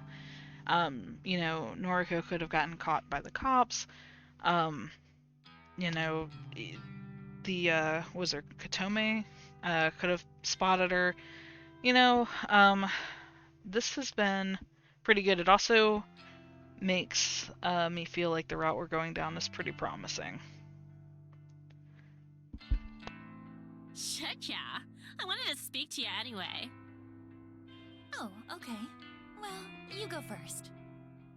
For sure. Well, I wanted to thank you for killing Kotomi Ida. I don't know how you did it, but thanks. Huh? How did you know she died? Oh, come on. She didn't come in today, right? And there was that brutal stabbing incident over at the station last night. It don't take a genius to put 3 and 3 together. That shit went down so close to here, where we spend so much of our time. Chances were good that it affects someone you know. I shake my head at her logic. The city is home to more people than you can count. And yet, almost everyone, at least in the past, like, month or two, has been, I would say, like, half the people we've gotten in the Corpse Girl website as a request have been involved with this company or something in some way, shape, or form. I don't know how she came to that conclusion, but the fact that she's actually correct just blows my mind. Well, yeah. I guess that's it then. I'm thankful. For serious. Yeah, Corpse Girl really did me and Shinya solid. If there's ever anything you need, like, no matter how dirty, then count me in. I owe ya. Thanks. I'll keep that in mind. Sure. So, like, what'd you want to say to me? Oh, I was going to tell you that Kotomi is dead. Beat you to it, skank! But I got a question or two. How'd you get someone to go on a killing spree and take Kotomi out along with the others? I mean, it wasn't you going around stabbing people, was it? No, of course not. Oh? It kind of happened outside my control. I sent Kotomi a photo of her corpse, just like Corpse Girl's standard mode of operation. And I gave her the instructions to kill someone, if she didn't want the circumstances of the photo to come true. Holy shit. She kinda ran with it, I guess. Seems like she took out 4 people before someone fought back and stabbed her. I think I'm in love with her, to be honest. You weird slut! That's horrible! Yeah, it is. And that's a terrible reaction and response, too. What can I say? She went above and beyond. Still, thanks. Really. Shinya will be stoked. That's okay. Just doing Corpse Girl's job. Where is Shinya, anyway? Oh, he was in earlier. Went home a bit early because he wasn't feeling well. Think it was just because he was dreading running into Kotomi, but... well, he'll sort himself out soon enough. You know, Noriko, you've changed a lot. I have? Totes. I mean, I know you act different around me now that we're friends, but it's more than that. You look, I don't know, kind of better? Healthy or something? Oh. I didn't know about that. Serious, though. I don't know. Maybe I just see you different now that I know who you really are. Maybe. Anyway, I'm gonna get going. You wanna grab a bite or something? Not today, sorry. Maybe another time? Sure thing. Right. See you, skank! Tomoe slaps my shoulder affectionately and takes off towards the train station. If I remember correctly, she did say that she'd be happy to help me out in the future, no matter how dirty the work is. I'll definitely have to take her up on the offer if the need ever arises. Another interesting thought crosses my mind. Tomoe seemed kind of surprised that I managed to manipulate Kotomi into going on a killing spree. To be honest, I'm also amazed I managed to pull that off. Which gets me thinking, would it be possible to manipulate more people in the future? After all, I came out of last night's ordeal with 500,000 yen in cash and a bunch of bodies claimed in Corpse Girl's name. It's a fascinating prospect. there might be something to it. If I can successfully pull the right strings, Corpse Girl's ultimate ambition might be fulfilled sooner than I thought. I continue to dwell on the unlimited possibilities as I make my way to the station.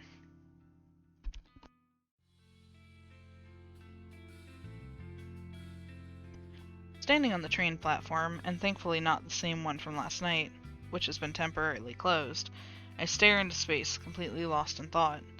I start to wonder how Kojiro is getting on with finding us a suitable location. As I fantasize about having an abandoned warehouse or factory to call our own, my phone cries out desperately for attention. I'm going to take this moment to just be right back, and we will continue. Oh wow, we're already an hour and 38 minutes in. That's pretty cool.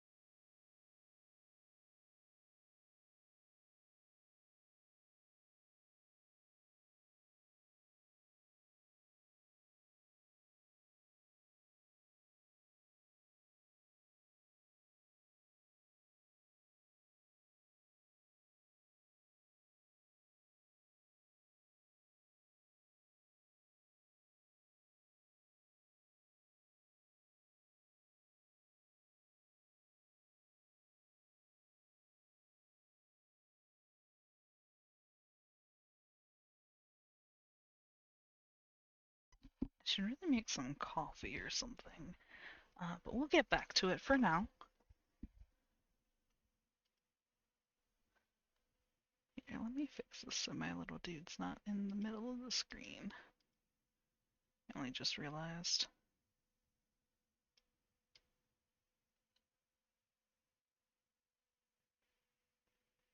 There we go. Hopefully that helps. Or better yet, look at her and Depresso. Very cute, very cute. Alright.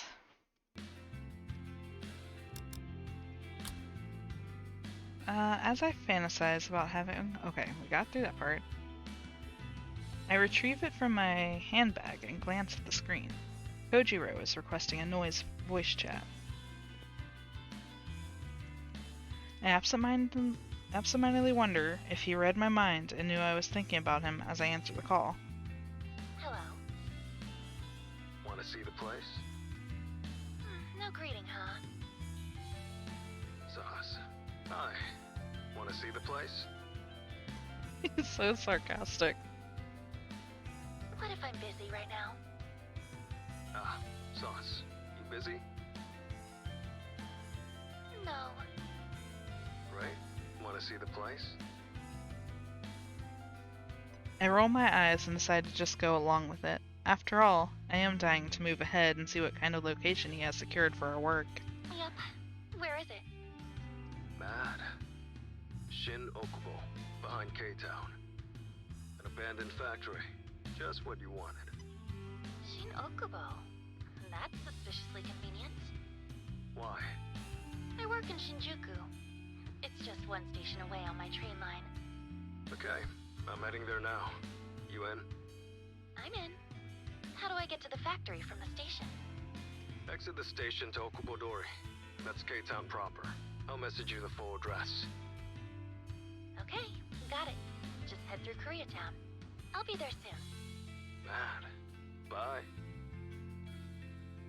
Kojiro ends the call and I immediately receive a message with the factory's address.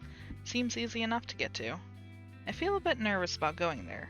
It's a new place, and it's located in a town I don't normally travel to.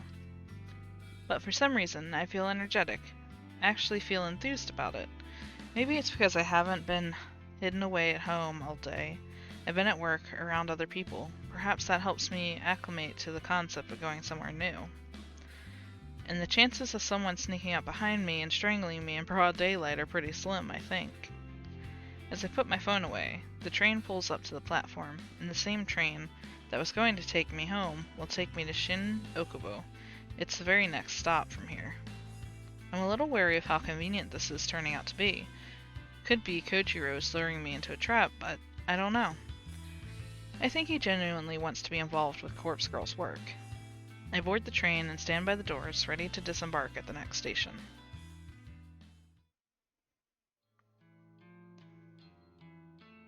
The abandoned factory is almost exactly how I imagined it would be. Tall, broad, foreboding, eroded and worn down, with brick walls and steel sheeting covered in thick layers of black exhaust. Gigantic metal pipes protrude from within and wrap around the exterior, only to re-enter through vents here and there. A series of ventilation shafts and chimneys line the roof, but they don't release even a single puff of smoke.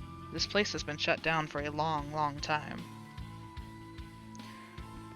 The front entrance is located at the rear of a small parking lot. It's a simple steel door that has been chained up and padlocked. Further along the side of the building is a loading dock, an expanse of asphalt that leads to a concrete path and a giant roller door. In the dock sits a derelict van covered in a brown tarpaulin. This place is amazing! You haven't seen inside yet. I glance towards the steel doors, securely chained shut, and wonder if anyone has entered within the last decade. If Kojiro has checked out the inside, then he did well covering his tracks. How do we get in? Around here. I follow his lead as he walks towards the corner of the building. A steel railing bars our path, but he swiftly hurdles over it and continues down the side of the factory. I take a minute to climb the railing, making sure not to twist an ankle as I stick the landing on the other side. Through here. Kojiro points to an open window. Thankfully, there seems to be enough of a gap for someone as large as Kojiro to slip through. I shouldn't have an issue getting in either, despite my thin, heavy-set frame. He slides in first, and I quickly follow.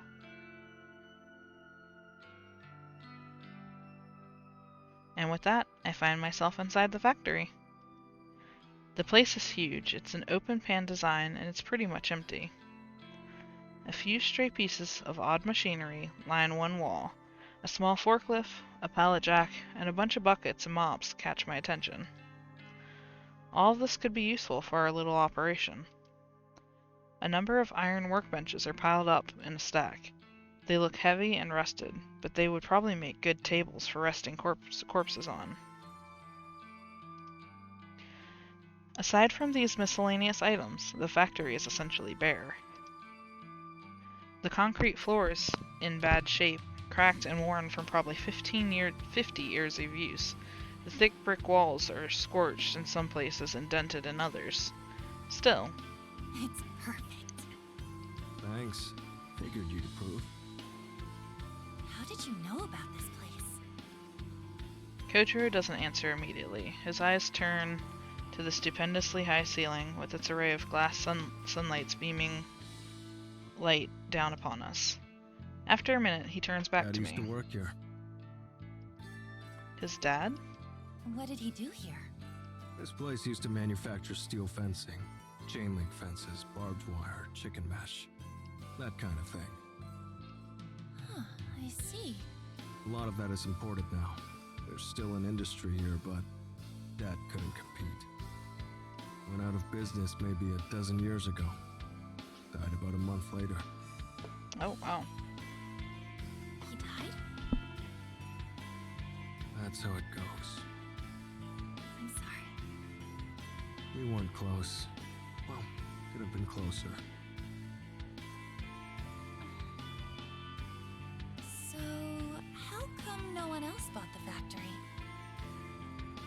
around. It's a dump. Who'd want it? Cost a fortune to fix or rebuild. Wonder if it was waiting for us. Yeah. I wonder. It definitely all seems too good to be true, but this is the real deal. This is our factory now. Going half on this, right? Right. Okay. Good. Welcome home then. Or something. Let's work well together. Roger that. I've entered an unlikely partnership with Kojiro. We've obtained a base of operations safe from prying eyes. The next step is to fill this factory with corpses and carry on with Corpse Girl's grand scheme.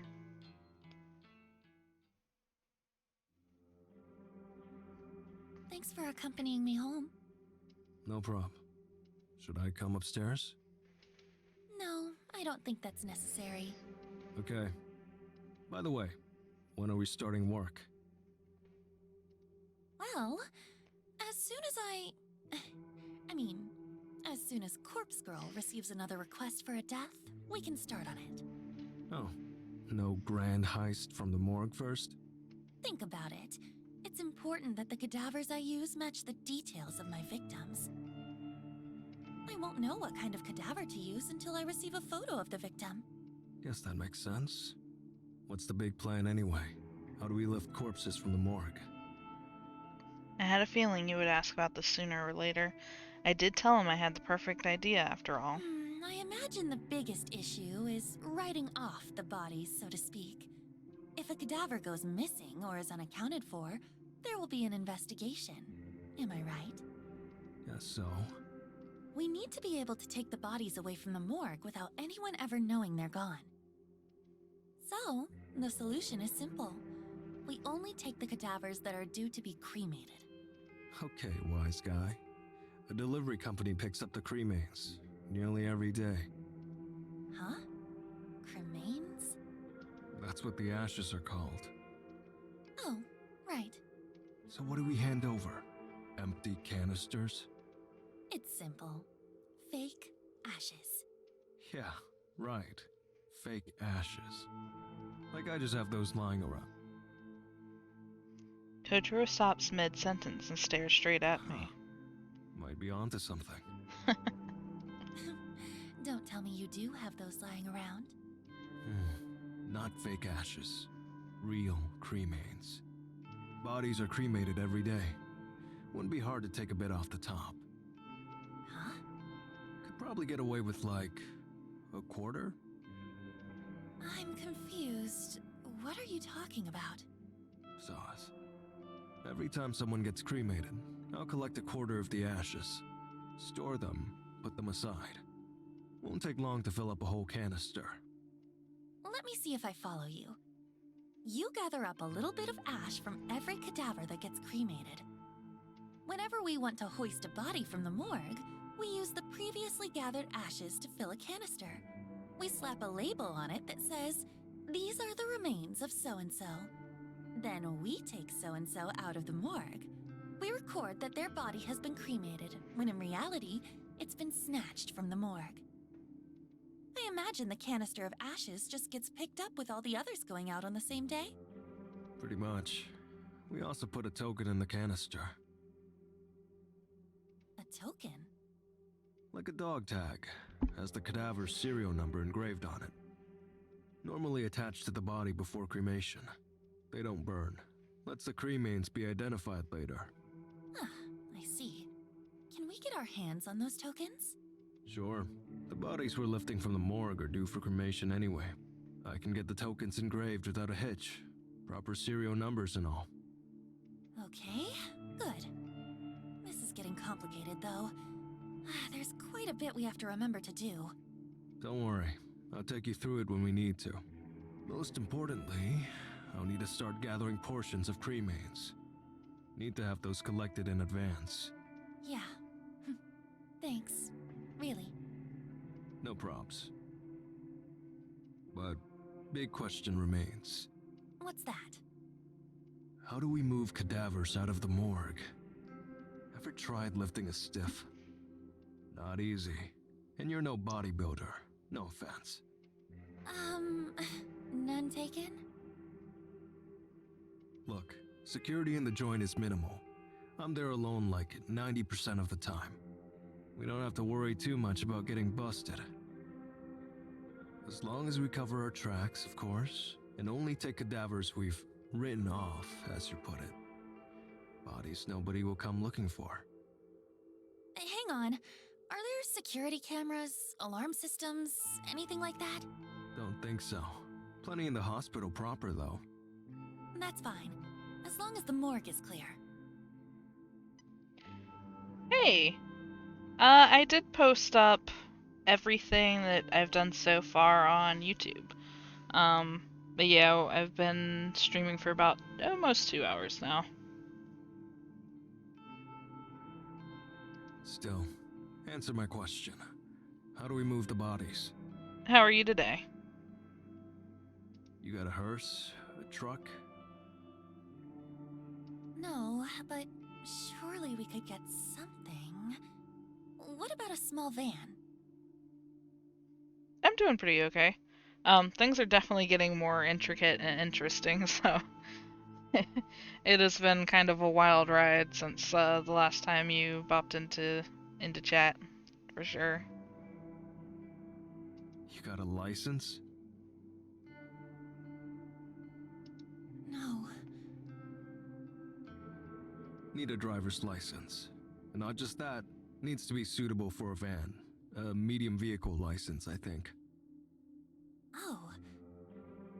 I don't have a license, but surely driving a van can't be that hard, right? We could just rent a van and wing it. Uh-huh. Can't even rent one without a license. Okay then. Do you have the right license? Don't look at me. Never driven a vehicle in my life. Yeah, me neither. Great. So this is a bust. I put my head in my hands. We've got so far. We secured a factory, planned out our heist, and Hang on. I whipped my phone out of my bag and skimmed through my noise contacts. I'd prefer to text and call, but I'm too impatient right now to wait for a response. I start a voice chat request and wait for the recipient to answer. Hey, Skank, what up? Tomoe, hey, you got a sec? Sure. Do you have a driver's license? Oh, let's see. Where did we stop the first time? Actually, this is a good moment to take a second to save.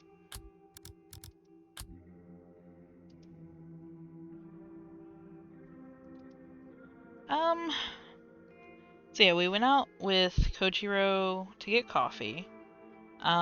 There was another question there where we had multiple choices. I think, was it after that or before that, we got our own face as a request in the Corpse Girl website. We staged our, we used our Photoshop skills to put together a picture and placed it in Tomoe's desk, thinking that it was her who had requested us. Turns out that wasn't the case. Let's see. However, Tomoe did request someone else at their job who ended up dying. Fast forward a little bit to today, Shinya was being sexually assaulted by a higher up, who we then had a request for, and she ended up actually, not only did we get 500,000 yen from her, but she ended up killing 4 people before they were able to kill her, at the train station. So there was like a big bloody massacre at the train station, that resulted in her death after somebody requested her on the Corpse Girl website. Turns out that ended up being Tomoe as well. Let's see. Kojiro had been convinced the entire time that we were Corpse Girl, as it turns out that he was the one who requested Eiichi Hanada to die.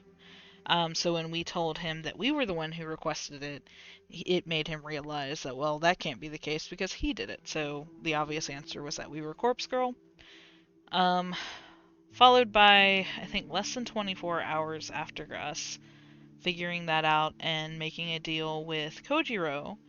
And our deal with Kojiro was that we needed the bodies in his morgue, so we're going to split them 50-50 with him. He also wants to use the bodies for something that has not been disclosed to us at this time.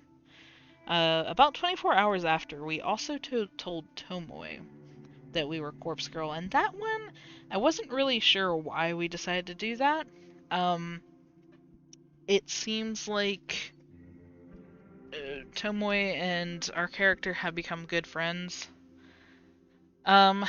After we killed that higher exec, or rather kind of pushed her to kill people, Tomoe was just like, hell yeah, you know what, I appreciate what you did.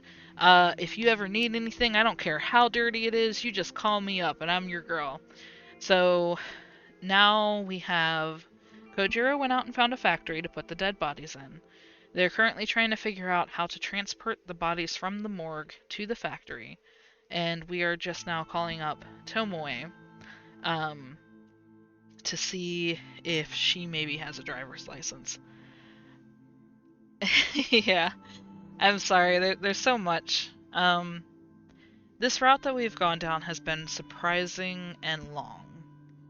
So I'm definitely curious to see where this leads, because we haven't gotten caught yet. There's been a lot of cases where I would have thought, well, you know, you're at the train station, like the police are sure gonna just, you know, find you there. No, we've survived all of it. No bad ends or anything like that thus far, so we'll continue to see how far we can get. She does to an extent, but VNs are notorious for, you know, their bad ends and their you know, multiple plots. So I've definitely been waiting to see. But yeah, definitely to a certain extent, definitely has plot armor. She's getting away with a lot, and finding two people that are okay with what's going on is very interesting. Mind you, she's not actually killing the people herself. She's just kind of coaxing them into it. Still kind of wild to think that she's found two people relatively close to her that are just okay with this, or even just happy to help. Do you have a driver's license? Yep. No car, though. Okay, what kind of vehicle is your license good for? Like cars and scooters. Not vans? I mean, I don't think so.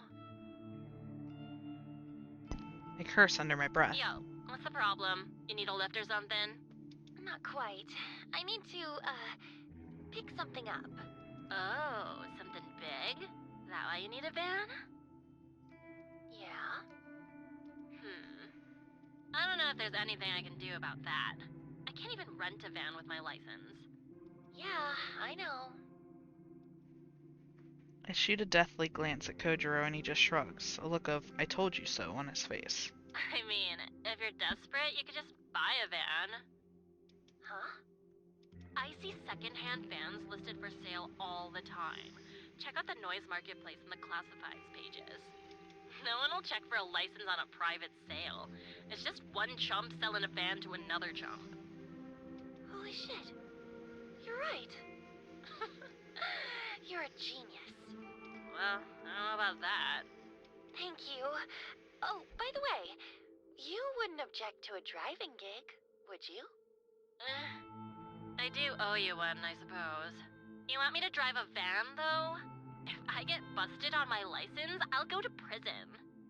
You won't go to prison. It'll be a fine at most, I think. I look at Kojiro and he gives me another shrug. Look, if you get a fine, I'll pay for it. That cool? Yeah, what the hell? What are the chances of getting busted anyway, right? Okay. But what you're not telling her is that she's transporting bodies. which she will get more than a fine for. Guaranteed. Yeah, it does. Can you text me the deets or whatever? The address and stuff? Shinny just got to my place, so I gotta get the door. Okay, will do. Thanks, Tomoe. Sure. Later, slut. I end the call and feel a wave of excitement flooding through me. You get all that? More or less. You girls sure are loud. Sorry. So, I'll need you to do me a favor. By Van, right? Yeah, you're a big, strong man. You won't get ripped off. I'm just a poor little girl. Cut it out. I'll do it. But you got the money?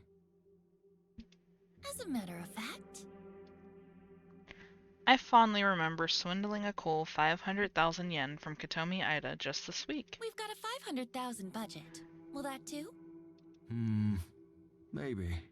Can't get you anything modern, but I'm sure it's enough. Great. You think you can get something tomorrow? I'll try. The noise marketplace, right? That's right. Well, no promises. I'll do my best. Thank you. Really. Yeah. Okay. I'm heading off. Unless you actually do want me to come upstairs. No. Poor Kojiro. Roger that. See you tomorrow. Probably. Kojiro turns with little more than a wave, exits the building, and crosses the street. I quickly ascend the stairs with a slight spring in my step.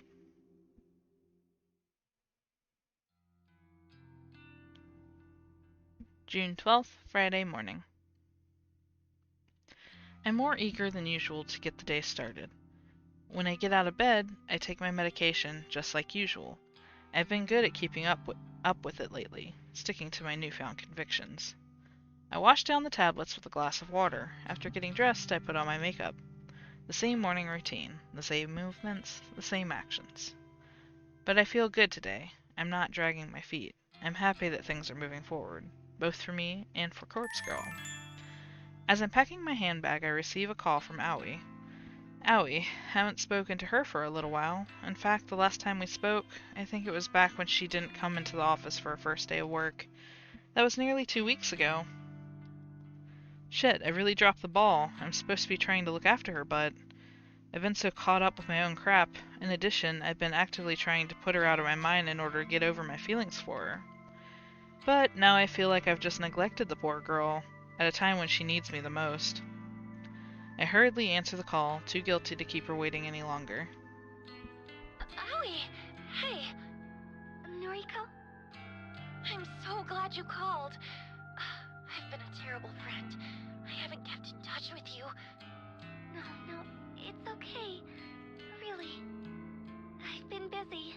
I should have called you earlier. Seriously, I'm sorry. It's okay. Did you want to talk to me about something? Yes. Well, I think so.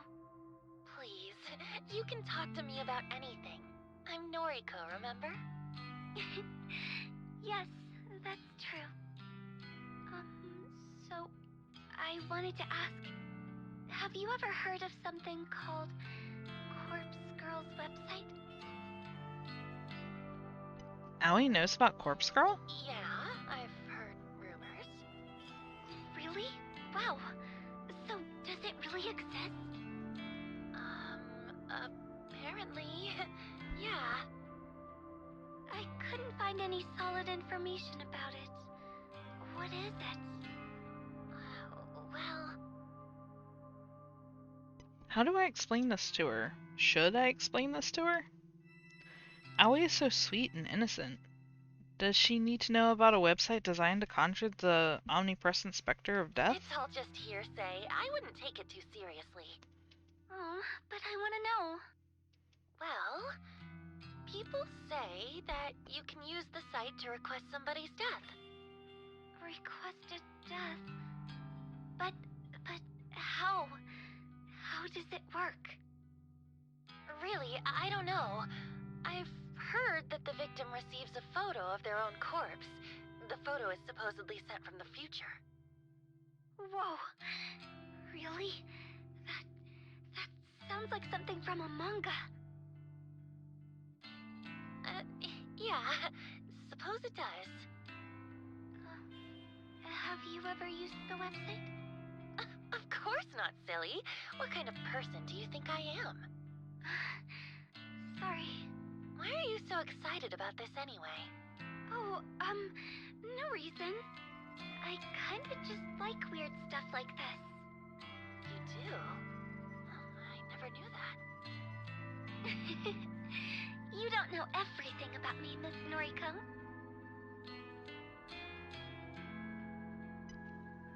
Even through the phone, I can sense that Aoi is in a happier mood than usual. Her cheery voice gives me a sense of nostalgia, and I think back to the time we spent together in school. Don't go using the site, okay? It's not good to mess with crap like that. Don't worry. I wouldn't use something so scary. I just heard about it, and, well, I got kind of curious is all. Alright. By the way, how is everything? Are you still working at the Maid Cafe? Yeah. And that customer of yours? He's still around. You're not in trouble, are you? No. A light suddenly switches on in my mind, and I realize why Aoi was asking about Corpse Girl's website. You're not thinking about requesting that guy's death, are you? Aoi, you told me that you didn't even want to get the police involved. Now you want him dead? It's not what you think, okay? If he dies, it won't be because of me, right? Then the rest of my family won't know I was involved. They won't disown me or think less of me. Aoi. Look, I'm not going to go ahead with it, okay? Besides, you don't even believe the site works. So... I feel terrible for Aoi. Part of me wants to scream for her to do it, to request that asshole's death, and let me or Corpse Girl take care of him. But part of me knows that she can't handle it. She would be crushed with guilt if he really did die. She's delicate and emotional. Being responsible for the death of another human being, a family member at that, would devastate her. Aoi. My best advice for you is to go to the police. Don't mess with requesting his death. Okay. I gotta go now. I can see her pouting face in my mind, the face she makes when she doesn't get something she wants. She's not a childish person, but her disappointment is often evident in her expressions. I'll speak to you soon, okay? Okay. Bye. She ends the call, and I heave a sigh. I get the nagging feeling that she's going to do something rash, but really, can I blame her? That guy, whoever he is, has been harassing her for so long, it's only natural she'd be at her wit's end. So, if she makes the request, I'll take care of him, and if the guilt eats away at her, I'll be there to comfort her. It's the least I can do as her friend, Noriko. It's the least I can do as Corpse Girl. As I resume getting ready for work, I can't help but replay the conversation in my head. Aoi definitely seemed excited about the prospect of Corpse Girl's website being the real deal. Excited, eager, filled with anticipation, the same dizzying feeling I get whenever I'm waiting for a victim's death. Waiting for a victim's death. And then it hits me, and I immediately realize why Aoi was so excited, why she called me in an uncharacteristically talkative mood. She wanted my opinion on Corpse Girl's operation. She wanted affirmation, confirmation. She wanted reassurance that her victim really is going to perish. She doesn't know that I'm Corpse Girl. She simply wanted a knowledgeable friend to confirm if the rumors are true. Because she has already submitted her victim's photo to the website, and she can't wait to find out if he's going to die. Throwing my handbag to the floor, I grab my laptop from the bed. It's right where I left it before falling asleep last night. I boot it up and log into Corpse Girl's website. The little blinking notification that I dream about seeing greets me. 3 new requests. 3 new requests? Uh-oh, Corpse Girl's getting busy. How? I can't believe what I'm seeing. I quickly queue up the photos to download.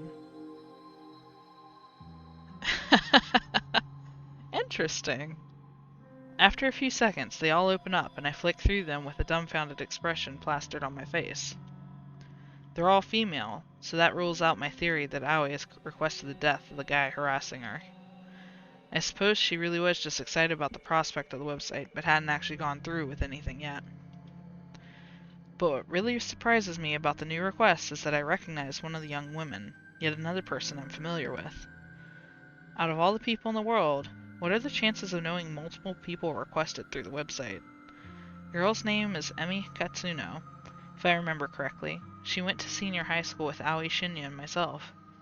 I never liked her much. In fact, she was somewhat of a bully towards me. Nothing more than a name-calling, but in my mind, that's as bad as anything else. It's not hard to imagine someone wanting her dead. The other two victims are strangers to me. A ditzy-looking airhead with pink hair, and a worn-out, strained woman who could be anywhere from 20 to 40. To get 3 requests all at once is remarkable. How am I going to work through all of these? It's a shame that my operation with Kojiro isn't fully set up yet. It would be fantastic to go all out on these requests, secure some corpses, and take some truly convincing photos. Well, there's no use stressing over that. The best thing I can do is simply get to work on forging some photos. In fact, maybe I'll skip work today so I can dedicate the time to crafting these photos. It's Friday, after all. It's pretty much the weekend. No one will care if I don't show up at the office. I nod to myself as if convincing my own mind that I'm making the right choice. I load up the database of the deceased. I step outside my apartment building, squinting in order to defend myself from the overwhelming rays of sunlight assaulting my eyes. As narrow as my vision is, I'm able to determine that Kojiro is nowhere to be seen. Where is he? Once again, he is making me wait. As I mumble under my breath, I hear the screeching of tires and watch in disbelief as a van pulls up outside my apartment building. They look so happy for what they're doing. It's a beat up old thing that may have once been white but is now covered in grime. The windows are either tinted or encrusted with dirt. To my surprise, the window on the passenger side lowers and I see some familiar faces. Next to Kojiro in the driver's seat is none other than Tomoe. She's waving and grinning like a lunatic. Hey, skank! So, how's this? My face must reveal my fury because Kojiro flinches before I ever respond. Where did you even get this piece of shit? Some guy. Some guy? What guy? Some guy from the Noise Marketplace. Only wanted $250 for it. So, here's the other half of your money back. You're welcome. He holds up the paper bag I gave him earlier. It seems to still have a bit of weight to it. They definitely don't stand out. Yeah. The big white van. It's always a big white van. When Kojiro showed up at my apartment earlier this morning, he told me he'd found a great deal on a van. I had a good feeling about it, and I handed him the money to go and secure the vehicle. However, he mentioned that he needed a driver to haul it back. He asked me to call Tomoe for assistance. Thankfully, Tomoe agreed to help. Any opportunity to leave the office was good enough for her. I never expected her and Kojiro to come back driving a death trap on wheels. Unbelievable. We're not going to die in this thing, are we? Who knows? It has AC! Great. Did you ask the guy if anyone has ever been murdered in it? What do you care? He's gonna see a lot of corpses before we're done with it. He's got a point, but I still don't feel good about it. We're picking up corpses in this thing. Oh my gosh. Yeah, nobody tells Tomoe anything. It's important. And you owe me one, remember? That shit's gross. I don't mind driving, but come on. Ugh, whatever. As long as I don't have to touch nothing. I'm doing the heavy lifting. Don't worry. Tomoe leans over Kojiro and squeezes past him awkwardly to speak with me in a hushed Who is voice. this weirdo, anyway? When you said you wanted me to go pick up a van, I thought you'd put me in decent company. Sorry. He's my, business partner. This is all for Corpse Girl shit, right? Well, whatever. I'm cool with it. Just hope this dude doesn't try to cut me or nothing. She pulls back and gives Kojiro some air. Anyway, get in. Huh? Why? Going to the morgue. Hang on. I haven't planned anything yet. You want to do this now? If not now, when? Any other time, after I've had a chance to get organized. You have requests, right? Yeah, 3, actually. Right. So let's go get some bodies that match. But you haven't even had time to put aside any ashes. You were gonna collect a little from each cremation and put them aside and... Already done. Seriously? Worked night shift last night. Got like 3 or 4 canisters saved up. Good gosh, they got so many bodies going through there. You said you've got 3 requests? Well, how convenient. But... This operation was your idea. You want to do it or not? Ugh. I'm just not ready. Kojiro thinks he can just rock up to my place and take me to the morgue, somewhere I've never been. I've had no time to prepare myself, no time to even think about it. Visiting the factory yesterday left me feeling pretty exhausted. Having to tackle another new place today is simply too much to I told ask. you I'd guide you through the process, right? There's nothing to worry about. You don't understand. I've never been to the morgue before. Tomoe shoots me a quizzical look from behind Kojiro. Nervous? I think I understand. For me, it's the most relaxing place on Earth. My little sanctuary. Really? Sure. No one to talk to me, no one to bother me. Unless you count the dead, of course. I suppose that's true. And you won't be alone. You've got me and this chick. It's Tomoe. Thank you very much. Right. Sauce. I take a deep breath and brace myself for the next thing I'm about to say. Okay. Let's go. Kojiro is right. Everything will be okay. I need to get used to going to the morgue. It's a new place, but it's going to be an essential place. I tell myself that this is for Corpse Girl, for me, for us. Kojiro pulls the van's sliding door open, and I take a careful step inside.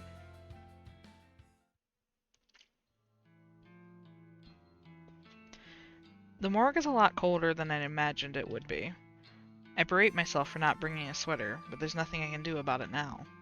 The place has an icy, otherworldly feel to it. It's depressing and clinical and devoid of hope. And then there's the stench.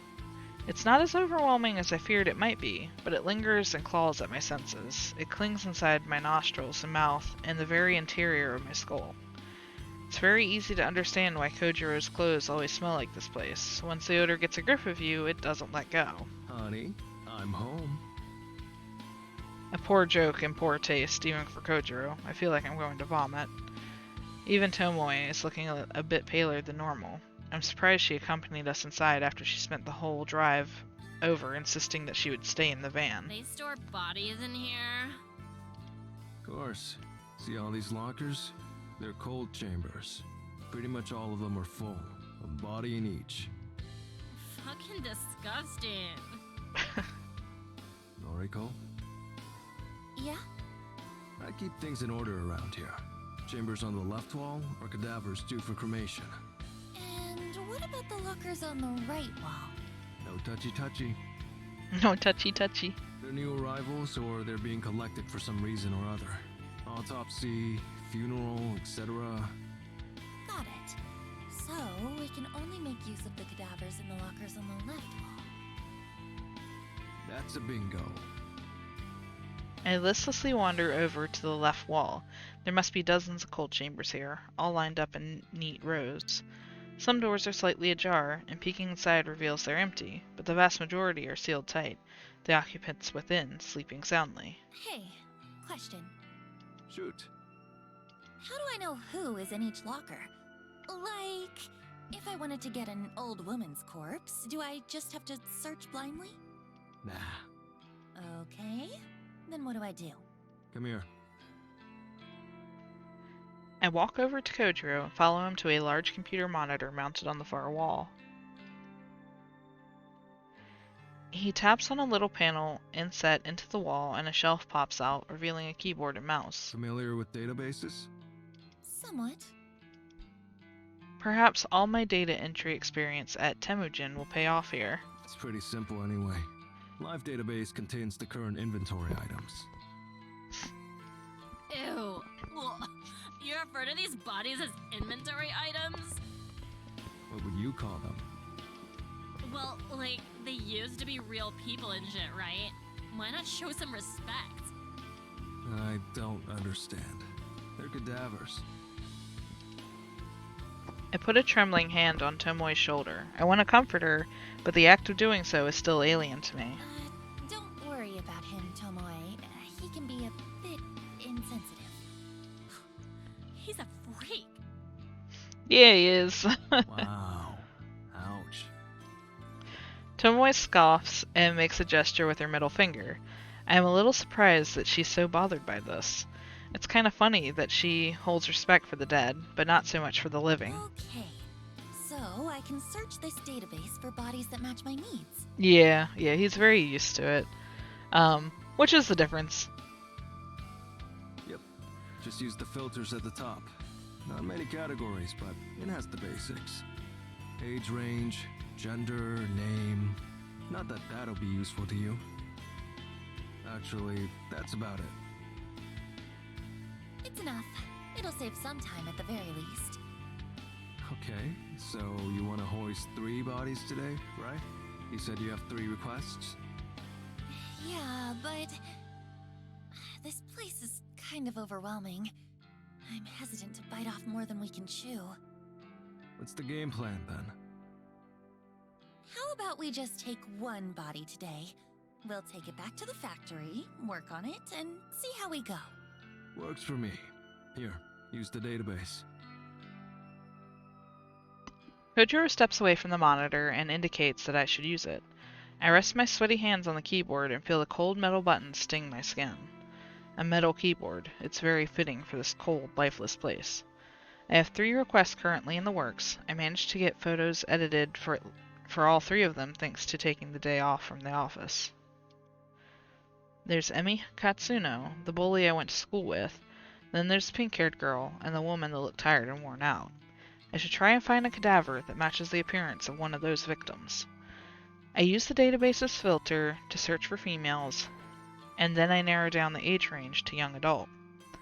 There are a lot of hits, just how many people are entombed here anyway? I skim through the list of results. Since their names are meaningless to me, they may as well all be identical. But the column of data containing cold chamber identification codes is interesting. I point one of the results out to Kojiro. Hey, how do I know what these numbers mean? This one here is 64AB.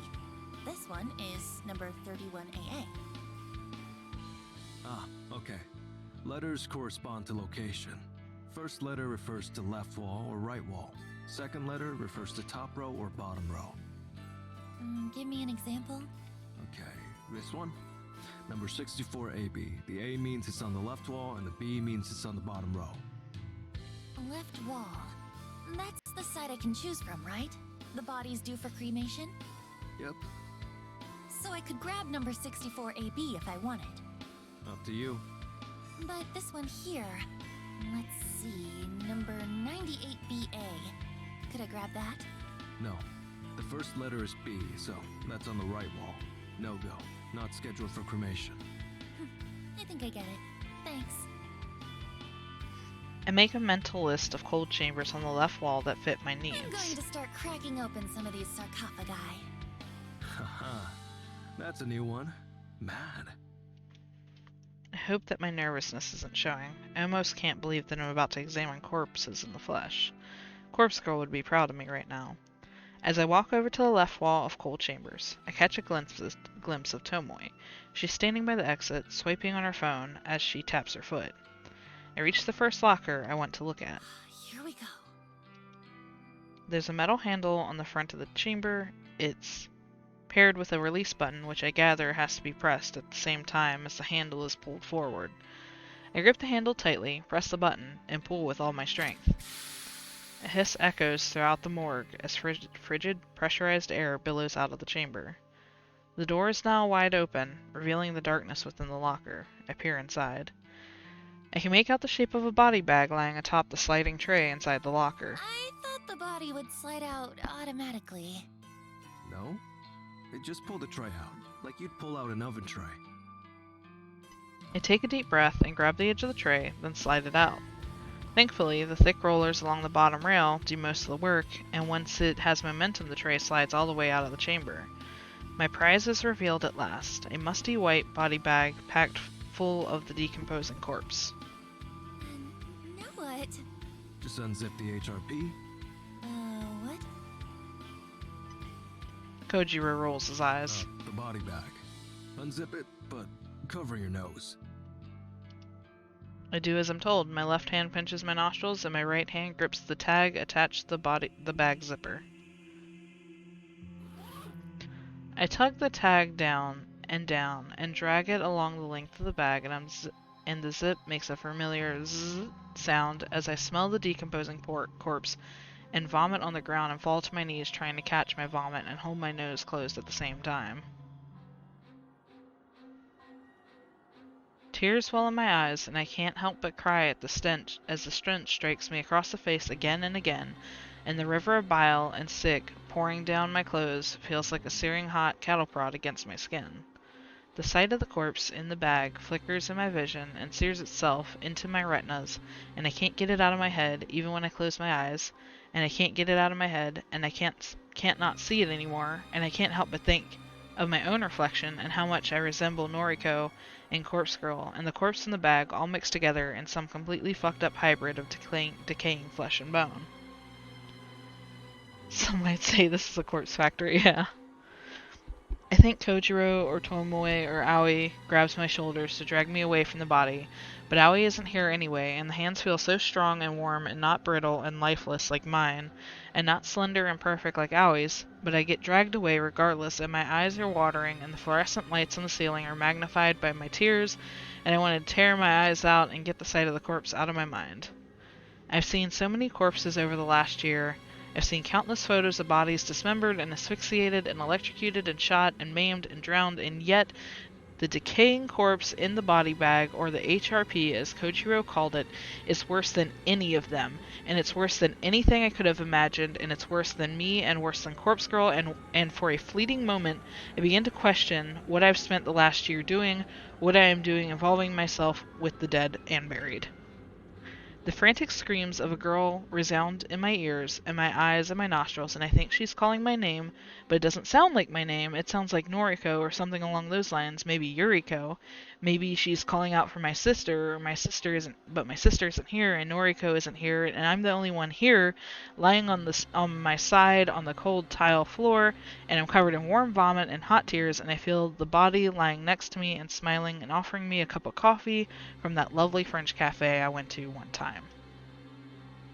I picture that lifeless corpse in my mind, smiling and calling me names like Bitch Queen or Goth Bitch or Bitch Bitch, basically just any senseless name she can pair with the word bitch, that word I hate so much that Yuriko used to always call me, that Mother used to always call me, the word that carries so much hate and contempt and yet rolls off the tongue so easily. The lifeless corpse keeps calling me names, keeps taunting me, keeps growing out her long blonde hair, and she taunts me with her fake smile and fake eyelashes. She corners me in the classroom and pulls my hair and rips out a fistful of it and laughs and calls me bitchy bitch bitch bitch and screams and cackles, and I realize that she's always bullied me like this, and I hate her for it because I never did anything to her. I never did anything to Emi Katsuno, but she always bullied me, and she never bullied Aoi because no one was allowed to bully Aoi because the teachers all said so. They all said she's been through too much already, but it's okay to bully Noriko or me or Noriko. That's fine, they all said. So Emi liked to bully me and call me the bitch, and she liked to pull my hair out, but that's fine because hair grows back eventually, and it's meant that she didn't bully Aoi in the same way I was protecting Aoi, and that's all that ever really mattered. Oh my goodness. And the corpse in my mind isn't Emi, but it might as well be. It might as well be her and me. Maybe I can make it her, maybe the corpse can become Emi Katsuno, and if I send her the photograph of the corpse, then she might kill herself, she might kill hers. Fuck. Yeah, I would say so.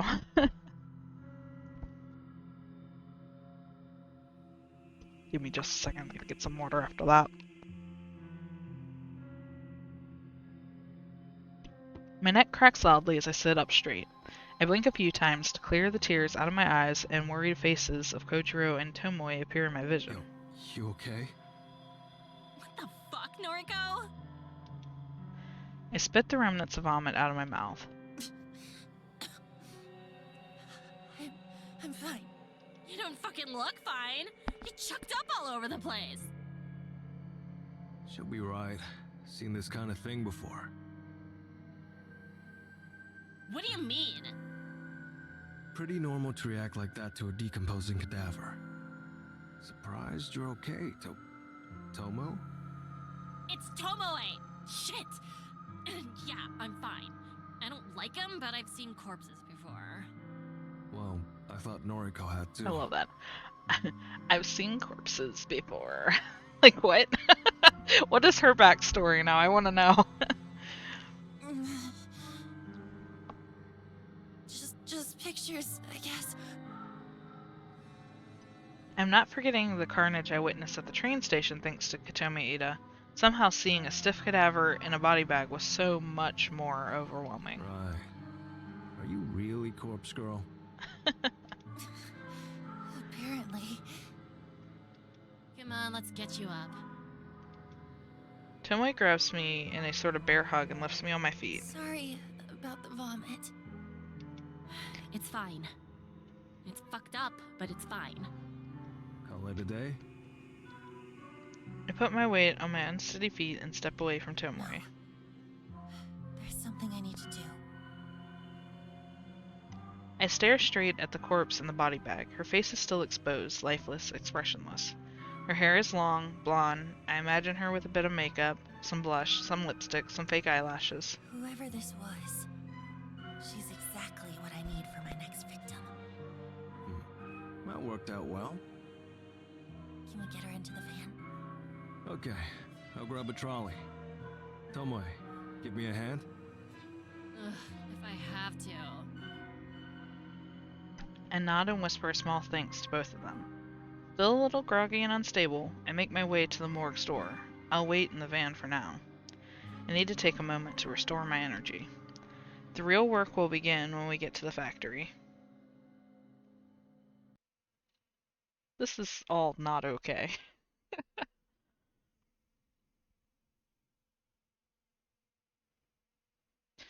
We arrived at the factory after a brief pit stop at my apartment to collect my makeup kit. Kojiro managed to fix the lock on the front entrance, meaning we didn't have to try and shimmy a cadaver through the side window. He even found the proper key for the place on one of the rusted workbenches. Tomoe helped to drag a workbench to the center of the factory floor. We hoisted the cadaver on top of it. Kojiro unwrapped it from the HRP, which he explained simply meant human remains pouch. Staring down at the body before me, I now begin to wonder why I freaked out so much at the morgue. It's just a body, a lifeless thing that was once somebody, but now has no meaning in its existence. It's kind of gross, but it's not really that bad. Ugh. I'm glad you've come around, but I still don't want nothing to do with it. Right, so we're here. We got your body. What now? I fetch my makeup kit from the floor beside the workbench and place it next to the corpse. We're going to make this body look as close as possible to this girl. I flashed my phone at Kojiro and Tomoe, showing off the photo of Emi Katsuno that was submitted to Corpse Girl's website. Right. But why? Because then we can photograph it and convince the victim, Emmy, that it's her own dead body. Why? I furrow my brow. Kojiro coughs in an attempt to hide his laughter. That's how Corpse Girl does things. I don't know. Sounds like a shit plan. We went to all that effort to steal a dead body and you just want to take photos of it? Look, so far I've done everything with photo manipulation. And sometimes it's successful. Like with Akane Tsurumaki. That bitch? It convinced her to kill herself. But I'll admit that it hasn't worked so well on Corpse Girl's other victims. So you think repeating the same thing that don't work over and over again will eventually work? She's got a point, Noriko. Corpse Girl doesn't have the best track record. Maybe something has to change. But what? This is the way I've always done things, and... I hang my head in defeat. I don't know what to do. I spent all morning crafting fake photos of my 3 victims, but for what purpose? They're not going to convince anyone to kill themselves. And now I'm standing here in the factory looking at a corpse that I want to decorate as Emi Katsuno, just so I can take photographs of it. And there's no point in doing so. I already crafted the photo of Emi's death, so why am I here? What in the hell am I doing? You're right. I can't keep going on like this. I've already crafted a photo of this victim's death. So I really don't know why I let it get so far. I guess I didn't truly think we'd pull this off. I kind of just went along with Kojiro's suggestion to go to the morgue. Hey, don't pin it on me. This is your scheme. The weirdo is right. This is on you, Nariko. They're right. They're both spot on. I don't know what I'm doing. I'm just wasting my time, their time. I'm wasting Corpse Girl's time. Here, give me your phone. Without waiting for approval, Tomoe snatched my phone out of my hands. She swipes past the photo of Emi, then swipes back to it. Yo, you said you already made the corpse photo. Where is it? I don't keep it on my phone. That would be stupid. The only copy is still on my laptop at home. But you've got a photo of this bitch on your phone. Well, yeah. I just pulled it from her noise profile earlier. It's exactly the same image that was uploaded to Corpse Girl's website, though. Right. Hold it. How did you know the Vic's name? Corpse Girl doesn't ask for a name. Oh, this girl... I actually went to school with her. It's a coincidence, I assure you. Uh-huh. Look, that doesn't matter, does it? Well, tell me what the corpse photo looks like. Well, it wasn't my most creative work. I had 3 requests to fulfill in a short amount of time, so I kinda made them all similar. I made it look like this girl, Emi, fell from a tall building and splattered on the pavement. Fucking lame. Yeah. Why did you want to know, anyway? Well, I've got an idea for you. I know, I'm just the driver and all, but you've dragged me in this far, so at least let me make a suggestion, Kay? Okay, go ahead. We've got this here body. You've got a corpse photo of the bitch all locked and loaded. Let's kick it up a notch. Take your time to apply makeup. Make the body really look like the victim. Send her the corpse photo first, and then we'll deliver this body to the bitch. Deliver the body? We rock a battered joint, leave the dead body on her doorstep, and then we fucking get out of there. Can you imagine how fucking scary it would be to come face to face with your own corpse? Think about it from her perspective. She gets a photo of her own dead body, right? Then, like, hours later, just as she's trying to get it out of her mind, her own corpse shows up at her house. She'll fucking snap, I guarantee it. Hell, I probably would too, and I know what's going on. I can't believe it. Tomoe has completely lost the plot. Her plan is incredibly devious. It's almost evil, and I'm in love with the idea. I'm in love with the idea of delivering a person's own corpse to them before they kill themselves. Tomoe! Despite my own nature, I find myself throwing myself at Tomoe and wrapping my arms around her. Yo, what the? I bury my head between her neck and shoulder, the warmth of her body radiating through my own cold and clammy form. I start to sob uncontrollably. Maybe I still have tears left over from my incident at the morgue, or maybe I'm just truly happy at this moment. Tomoe! Thank you. Yeah, I mean, sure. Your idea is brilliant. It's perfect. Oh, I can't think of a better way to bring Corpse Girl's plans to fruition. I mean, I just said the first thing that came to mind, so. But hey, I'm real glad you like the idea. I'm happy to help. You're happy to help kill people. Like, what what is wrong with everyone in this series? I wipe my eyes, but I don't let go of Tomoe. Hell. I wonder if you'd make a better corpse girl than me. Nah, don't be stupid. I just had one good idea is all. Now, come on. It ain't like you to get all sappy. Pick yourself up, yeah? Right. In a moment. I nuzzle my cheek further into Tomoe's neck and feel her skin prickle underneath my breath. She tenses up a little bit, but doesn't push me away. So warm. Jeez. Come on now, we've got work to do. Okay.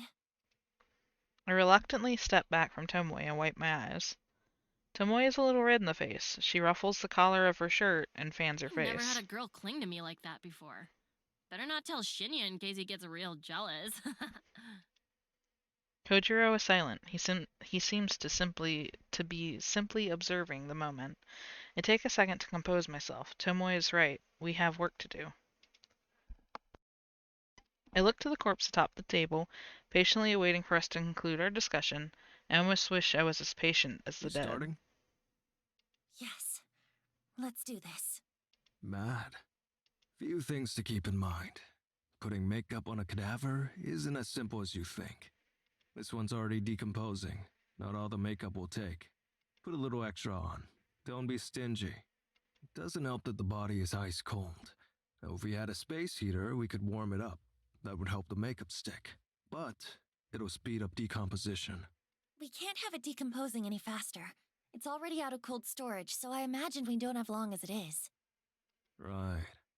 We're going to want to deliver it to your Vic soon, like less than 24 hours soon. That's fine. Yo, what about timing the delivery? Corpse Girl's photos have a. What's it called? A timestamp? Yeah, I timestamped the photos with the supposed time of death. I usually set it to a little after the time the victim receives the photo. Sometimes a few hours, sometimes a whole day. Uh-huh. I get it. Well, like, for best effect, we're gonna want to deliver the corpse before the time marked on the photo, right? That way, the Vic gets the photo and the corpse before the set time. Creates a kind of ticking time bomb. Should convince him to off himself before time's up. That makes sense. I think that's the best way to do it. Yeah, so, what time did you write on this Emmy chick's corpse photo? I scratch my head and try to think about it. It's hard to recall since I created 3 different photos at the same time. I'm pretty confident I lined them all up one after another, an hour gap in between each one. 7:28 a.m. tomorrow. We gotta deliver the corpse before then, huh? Too early. Usually asleep.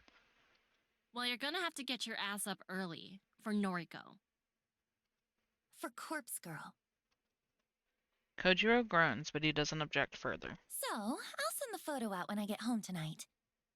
Emmy will receive it before she goes to bed for the night. It should shake her a little. Then, in the morning, she'll wake up to her doorbell ringing and a corpse left on her doorstep. That should be enough to do the trick. Think you're both forgetting something. Where are we delivering the corpse? Are you dense? We're delivering it to this Emmy bitch's home. Sure, of course. But where does she live? Got her address? Oh. Ah, shit. A hole in the plan, a massive flaw that we completely overlooked. Our stunned silence is the only answer Kojiro This needs. whole thing is a bust. Kinda disappointed in you, Noriko. Thought Corpse Girl was some mastermind, some genius worth worshipping. I don't have a response to that comment. Bile begins to rise in my throat as the pit opens up inside my stomach. Turns out everything so far has been sheer luck. Well, I'm out. Use the factory if you want, but I'm not sticking around. Kojiro waves half-heartedly and walks away. I can't say anything to stop him. My thoughts are frozen, locked in place, chained down by humiliation and anxiety. Hold up just one fucking second. Of course, Tomoe never fails to grab someone's attention. Kojiro turns We're back. just getting started here. Of course there's gonna be hiccups. We'll iron out all the details as we go. Don't just abandon Noriko like that. Corpse Girl has done more for me than you'll ever know. That's so? Yeah, it is. So I'm gonna stand by her side. If you're a coward, feel free to bow out now. But if Noriko means anything to ya, anything at all, then just swallow your fucking doubts and help her out. Tomoe. I never thought she'd be the one to make a rousing speech, short and simple, though it is. Right. Suppose we did make a deal after all? Though, nothing really stopping me from taking cadavers from the morgue whenever I want now. Still, I guess I'll help you out. But if this keeps going astray, I really will walk away. Fine, but follow through on this one victim at least. Get a friend that helps you kill people. Yeah, really. Kill people without actually killing people. We managed to gather up enough strength to make a simple plea. Please, I can't do this without you. Okay. Find Emi's address. If Tomoe drives, I'll handle moving the corpse in the morning. I nod firmly. Okay, I'll work it out. Thank you, Kojiro. Kojiro waves once again and takes his leave. The heavy steel door at the front of the factory slams shut behind him. Phew. Okay, got any ideas? Maybe one. Can you call Shinya? Ask him if he remembers Emi Katsuno from school, and see if he knows where she lives. Shinya? Oh yeah. He said once that you went to school together. Guess he might know Emi too, huh? My thoughts exactly. I'm going to make a call as well. I quickly make a call to Aoi. As the phone is ringing, I look up at the skylight above. The sun has nearly disappeared from the sky, and we're running out of light. If there was electricity connected here, we wouldn't have a problem, but if it gets much darker than this, we're going to struggle to apply makeup to the cadaver. Noriko? Hey, me again. Feels like we just spoke this morning, hey? It was this morning. Yeah. Listen, just a quick question. Do you remember Emi Katsuno from school? Katsuno? Okay, that's really freaky, Noriko. Huh? What is? I bumped into Katsuno just today at the mall. You're kidding. I'm serious. She was pretty distressed, actually. She just got fired from her job. I see. Actually, it's kind of funny. I spoke with you about Corpse Girl's website this morning, and I spoke to Katsuno about it too. Really? Seems like there's someone she wanted dead. Maybe. I'm not sure. Perhaps her boss that fired her? Interesting. Why are you asking about her anyway? It's an odd question, but do you happen to know where she lives? Yes. Wait, seriously? Mm-hmm. Want me to send you her address? Are you going to visit her? Oh, Howie. If you could send her address, then I'll really owe you one. Sure. I'll text it through. I didn't think you'd actually know it, but I wanted to ask anyway. No problem. I followed her home today from the mall, so I guess it worked out well for you. You did what? It was that easy. Hang on. Aoi followed Emi home from the mall? Like, she stalked her? What did you say? Oh, I followed Emi home today. I got on the train carriage behind hers. Well, don't worry. She didn't see me. But why? Aoi, what are you talking about? Well, I wanted to find out if she was going to use Corpse Girl's website, I see. since I recommended it to her and all. I don't know what to say. Hey, I'm still at work, okay? I shouldn't really be talking on the phone. We'll chat later. Bye-bye. Aoi, wait, don't hang... Up. The phone call ends abruptly. I'm baffled by the fact Aoi followed Emmy home. I can't quite figure out what must have been going through her head at the time. But right now, I don't have time to worry about it. I need to finish up here at the factory. There are no normal people in this series. Except maybe Shinya? I noticed that I have an unread message on my phone. I open it to find Aoi has sent me Emmy's full address. Well, at least I got the address. You got it? Nice. Shinya barely remembered the chick, apparently, so it wasn't really helpful, sorry. No trouble. We got what we needed. It's getting dark. Help me put some makeup on the corpse. Okay, show me that photo of Emmy again. We'd better do this properly. Right. Here. I bring up the photo and we examine it closely before setting to work.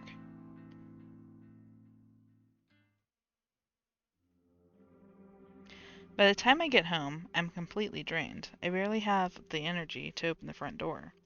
Today was an ordeal. It dragged on forever and ever, and yet it still felt like I didn't have enough time to get everything done. After changing out of my vomit-stained clothes, I make myself a cup of tea. I'm hoping a few sips will help me relax and unwind. I sit down on the couch, cup in hand. When it's cool enough to drink, I take a sip and feel a little bit of today's pressure lift from my shoulders. My laptop is sitting next to me. I know I shouldn't bite off more than I can chew today. If I check for new requests, I'll probably regret it. I unfold the laptop and navigate to Corpse Girl's website. One new request. Shit. These are really beginning to pile up. I can't restrain myself from opening the request. Request details. Today, 3:03 p.m. local time. Victim's phone. Downloading image attachment. The request came in while I was busy with Kojiro and Tomoe, probably around the time we were at the morgue. The image of the victim downloads. I stare intently at the picture of my older sister. Yep. Kinda saw that one coming from a mile away. They both had the same last name. I couldn't remember this bitch's first name, but... Yuriko Kurosawa. 28 years old, senior high school dropout, currently on parole after a short second stint in prison. Yuriko. What are the odds of you appearing here on my screen in my life at this moment? I haven't spoken to you for so long. I haven't seen you. I haven't even received contact from you, only to ignore it. Why are you here now? Why does somebody want you dead?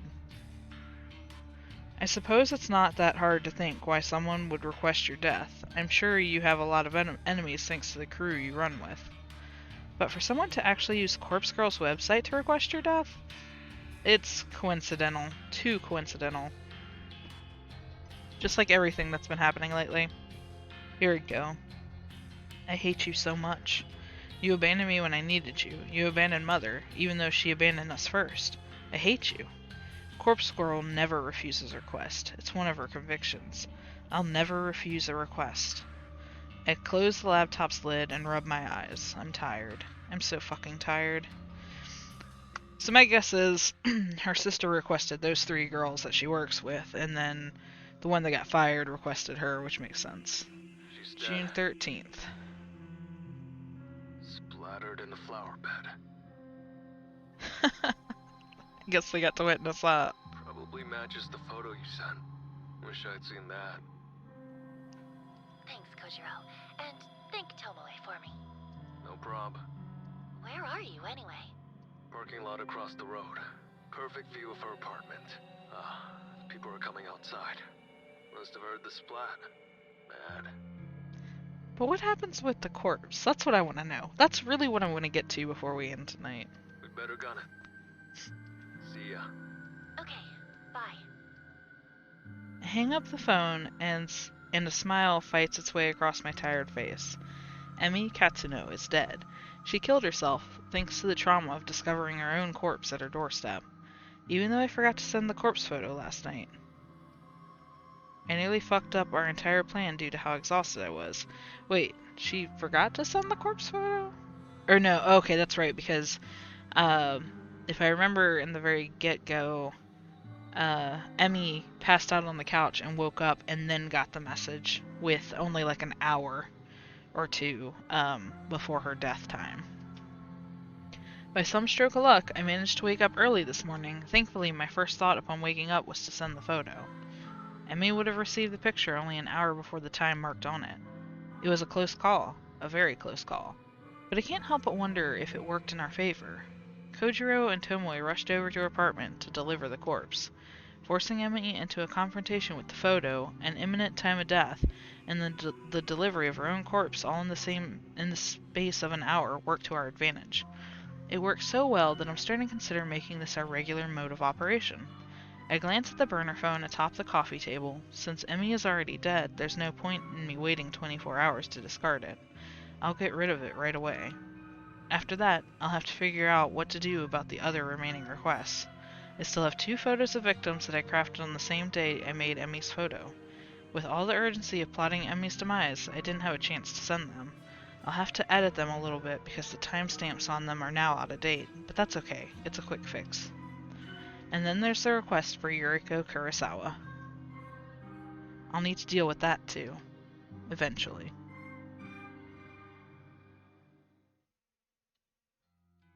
It's funny because June 14th, Sunday morning, the person who requests her sister is already dead.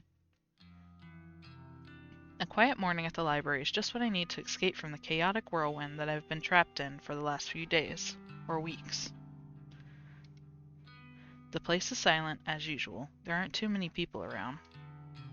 I managed to find a seat in my favorite reading nook, and I leave my belongings in a chair to save my spot while I browse for a book to read. I can't bring myself to continue reading Strange Flower right now. Reading a book about corpses while trying to take a moment away from my own life is just not going to work out for me. I scan the bookshelves and look for something light to read. Am I in the mood for a comedy? Probably not. A fantasy adventure? Maybe, though that's never really been my thing. Biographies are out of the question, so are history books. I can pretty much dismiss any non-fiction straight away. I'm just not in the mood. So, what should I read? I thumbed through a couple of trashy romance light novels. The covers look appealing, with attractive characters smiling and holding each other and falling in love. But the content within each one is utter crap. A housewife looks for love after her husband vanishes. A vampire lord seeks his vampire queen. A college student falls in love with his professor, only to find out she's his long-lost sister.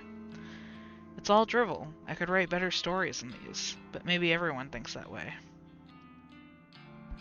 Defeated, I put all the books back on the shelf and return to the chair I saved. I take a seat and simply browse through my noise feed on my phone. A few photos from acquaintances, comments on the weather, a short essay on human rights, even a poem written in poor, broken English. Trash. All of it. I used to love this inside look at other people's lives. I lived for it. I thrived on it. I used to be aroused at the smallest glimpse inside someone else's life. I couldn't go more than a few hours without browsing noise. But now, something is different. Something inside me has changed. I want to say that I've recently become cynical, jaded, but that wouldn't be accurate. I have been this way as long as I can remember. The appeal of voyeurism just isn't there anymore. My growing ability to manipulate the lives and deaths of other people has ruined any pleasure I once gleaned from simply spying on them. I need more people to die. Maybe then I'll find satisfaction, ecstasy, release. I lean back in my chair and fold my arms across my chest. My foot taps against the carpeted floor impatiently. I won't find comfort in this library. I won't find relaxation. I'll only find whatever elusive feeling I'm looking for once Corpse Girl's work is complete. I can't rest yet. Not now that things are beginning to escalate. I could be orchestrating the deaths of 3 people right now. The 2 women that had their deaths requested at the same time as Emmy, and my very own sister, Yuriko. People are counting on me. People are counting on Corpse Girl to deliver her judgment. I hoist the strap of my handbag over my shoulder and stand up. It's time for Corpse Girl to usher in a new era of human suffering.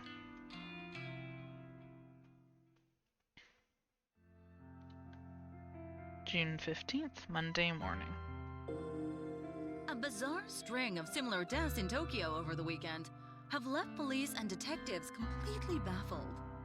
Hey, it's the detective guy. before we continue, I'm going to take a quick break. I will be right back. Yeah, it is. It's just silliness and kind of crazy because, like I said, her sister, like the person who requested her sister, is already dead. So it's like, what's the point? You know, everything outside of Corpse Girl's perspective is kind of pointless now that the blonde is gone. But I will be right back.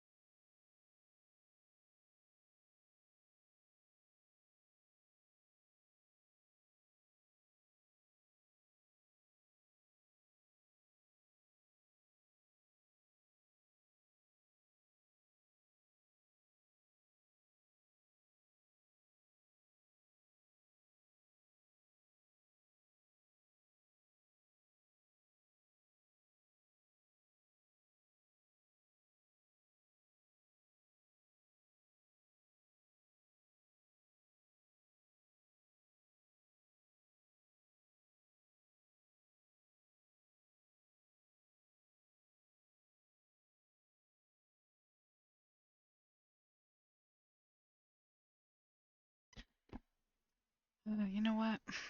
I really should make some coffee. I thought that the last time I got up and then I didn't. And, well, I don't know. I kind of feel like going a little bit longer, so let's keep going. How are we hanging in there?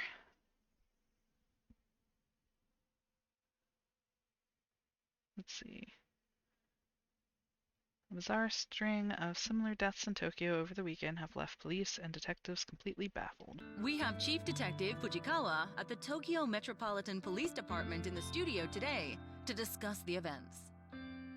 According to eyewitness reports, a young woman plummeted to her death from an apartment building on Saturday morning. 2 other women suffered a similar fate in different locations late on Sunday night. Police have not yet released information on the identities of the young women. Would you care to share your thoughts, Detective Fujikawa? We cannot rule out the possibility of homicide in these cases. Police recovered additional bodies at the site of each death. In each instance, a look-alike corpse matching the appearance of the victim was found. Ooh, that's not good. If they figure out who those corpses are, mind you, these are corpses meant for cremation because nobody came to pick them up. But if they can trace these corpses back, they might be able to unravel what's going on. This cannot be mere coincidence. I believe that a single perpetrator is behind the deaths of all 3 women. Leaving a look-alike corpse at the scene of each crime seems to be some sort of psychotic calling card. It's clear that the death of each victim was premeditated. In cases like these, the perpetrator is often looking to be caught, even if only subconsciously. It won't take long to track them down. Once forensic analysis reveals the identities of the look-alike corpses, we will be able to uncover how and where they were obtained. We will bring the perpetrator to justice. Police are urging citizens to be cautious in the coming weeks. If you see anyone behaving suspiciously, please call the following number. Yeah, I guess they would only suspect one person right now, but... oh boy. Yeah, if they're able to find out who the people are, it probably won't be very difficult for them to figure out what's going on. I think there are a few leaps and jumps to make in the why they're doing it. Because right now, I'm not sure that we're entirely clear of why we're doing it. She has this obsession with just this kind of deranged stuff. Like, I don't even know how to explain, like, our character's reason. Other than it's just... It's her, is psychosis the right word? She's just not right in the head. Kojiro, we still don't know what he wants to do with his half of the bodies. But he also kind of is a little fucked up. And then Tomoe, I kind of feel bad for Tomoe because this is way over her head, and I think she's just a little too daft to realize it. Like, she's worried about getting caught driving the vehicle and having her license taken away and going to prison. Like, imagine getting caught with a vehicle that you don't have a license for, but also has some dead bodies in the back. Like, come on now. I can fix her, but do I want to? Damn, this shit's really starting to blow up. Yeah, it's about time. 3 deaths in 1 weekend. Corpse Girl is on fire. She couldn't have done it without you. And Kojiro. So, thanks. I know those corpse deliveries yesterday were rather last minute. No problem. Had nothing better to do anyway. I had nothing better to do than deliver corpses to people who were afraid they were gonna die. I've still got one victim ready to conquer, but I'm not sure when to go through with it. What's the issue? It's someone I know. So? Didn't bother you when we stuck it to that Emmy chick. This is a little different. It's my sister. Yo, hold up. You've got a sister? Mm-hmm. Yuriko. She's older than me.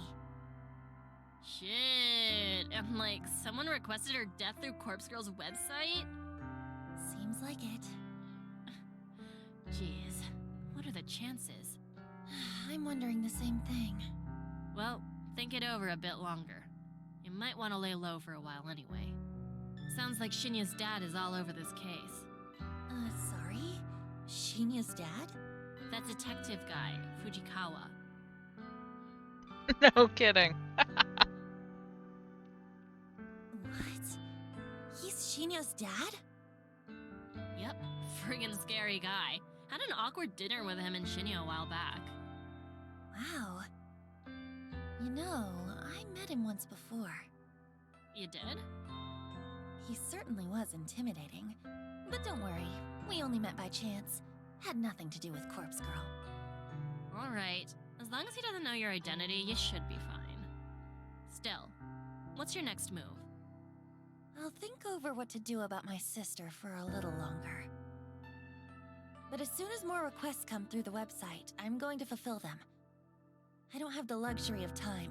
I can't just lay low like you said. Sheesh, when did you grow a pair? I'm serious. I'm tired of lagging behind. Corpse Girl is on a winning streak now. It's up to me to keep it going. Okay, well, just let me know when you need me. Thanks, I will. Well, back to work or whatever. I turn back to my computer after Tomoe leaves. 3 deaths in 1 weekend. Corpse Girl truly is at the top of her game. It was a bit of hard work, but in the end I managed to pull through, thanks to a bit of luck, of course. Yesterday, after returning home from the library, I had a sudden burst of inspiration. I ran a reverse image search on the photos of the 2 women that were submitted to Corpse Girl's website. It was pretty easy to locate their noise profiles thanks to that. I was kinda shocked when I saw we all shared 2 mutual friends on noise, Emi Katsuno and Yuriko Kurosawa. A bit of digging through their profiles revealed their names to be Fuyumi Amano and Manami Sachiko. They both worked at the same store as Emi, and my sister. It struck me that all of these requests must be somehow related, but that didn't matter so much. Tracking down Amano's and Sachiko's addresses wasn't as difficult as I feared. I contacted Tomoe, and she told me she was familiar with the store they worked at. She volunteered to head over there and see if she could access the employees' records. Apparently, the whole job was so easy that she managed to walk in and out in 3 minutes flat. She said that none of the staff even batted an eye as she walked in, and she simply strode into the back room, rummaged through the filing cabinet, and snapped a photo of the employee contact sheet. What? With that information at our disposal, nothing stood in our way of delivering lookalike corpses to their homes. A few hours shared between the morgue and the factory, and it was done. Both Amano and Sachiko killed themselves within an hour of each other. So far, the kill rate of delivering a photo and then a corpse is 100%. I can only imagine the thoughts that must go through someone's mind when they are faced with their own corpse. The looming dread, hopelessness, and fear of inevitability has proven to be so overwhelming that suicide becomes the only viable option.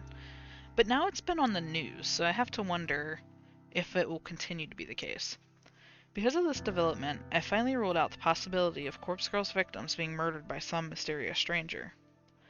I only ever invented that theory due to the strange circumstances in which Ruri Hatano died.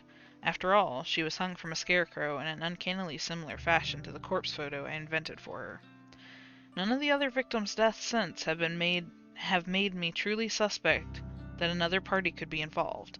All of them have clearly been suicides, or in the case of Eiichi Hanada, coincidental accidents. Gotomi Ida's death was an outlier since she was likely killed out of self-defense. I'm about 90% certain that Corpse Girl's power lies in the ability to convince victims to end their own life. There's no third-party murderer acting on her behalf. And I've begun to suspect that the power I hold is no esoteric arcane force. It's not some supernatural art. It's not witchcraft or sorcery or some holy power bestowed upon me from on high. The power Corpse Girl holds is simple determination, grit, resolve.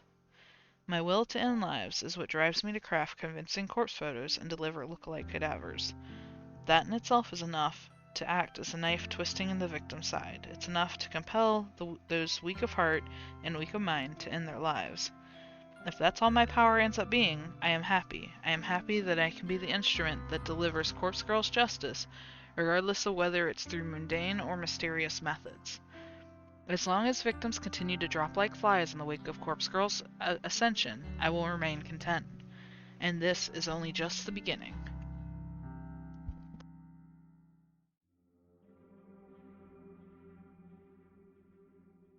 There are no new requests when I log into Corpse Girl's website this evening.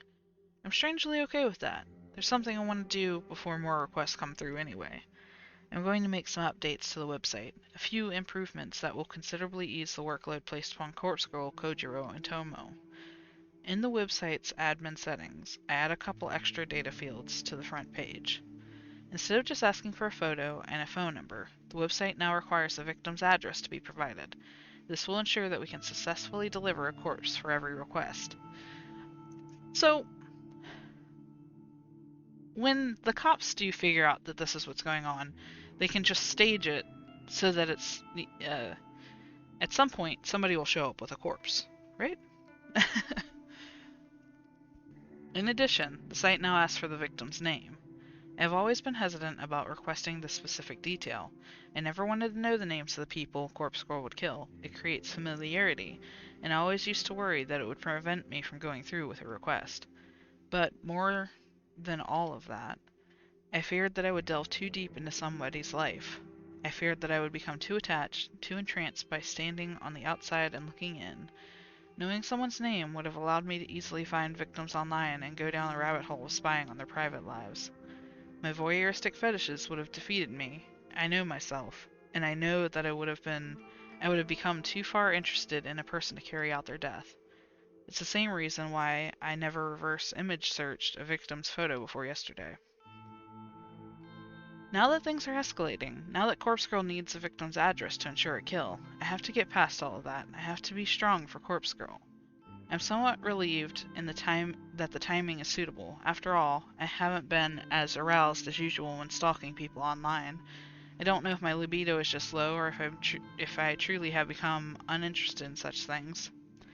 Either way, I believe I'm able to cope with the burden of extra knowledge, learning victims' names, addresses, all of that. I'm going to work in Corpse Girl's favor.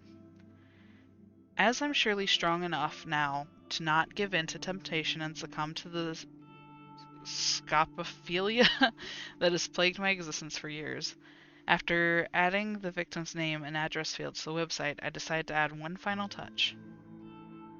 There's a particular line of text that describes how the site works. I've always liked it. It says your victim will receive a photo of their own corpse shortly before they die. It's concise, and it perfectly sums up the intention of the website. However, it needs to be updated to correctly apply to Corpse Girl's new modus operandi. I changed the line, ever so slightly, just enough to make a difference. It now reads, your victim will receive their own corpse shortly before they die. Some people might think it doesn't make sense. They'll think maybe it's a typo or written by someone not familiar with the language. But it is completely intentional. Now that I've made all the changes to the website, I click the Save button in the admin panel. The changes are reflected immediately on the front page of the website. Corpse Girl's new and improved request form is online. With that done, I need to simply sit back and wait for some new requests to pour in, and it shouldn't take long once I put my next plan into motion. Because I finally figured out how my sister can be of use to me after all these years. She's going to help me become famous. Yuriko Kurosawa's death will ensure that everyone in Japan knows the name Corpse Girl.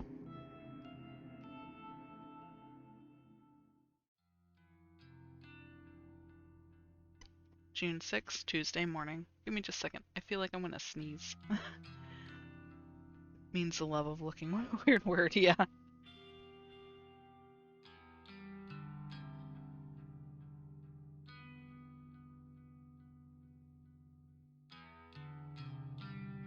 For the first time in a while, my fingers scrape against the bottom of the cabinet drawer.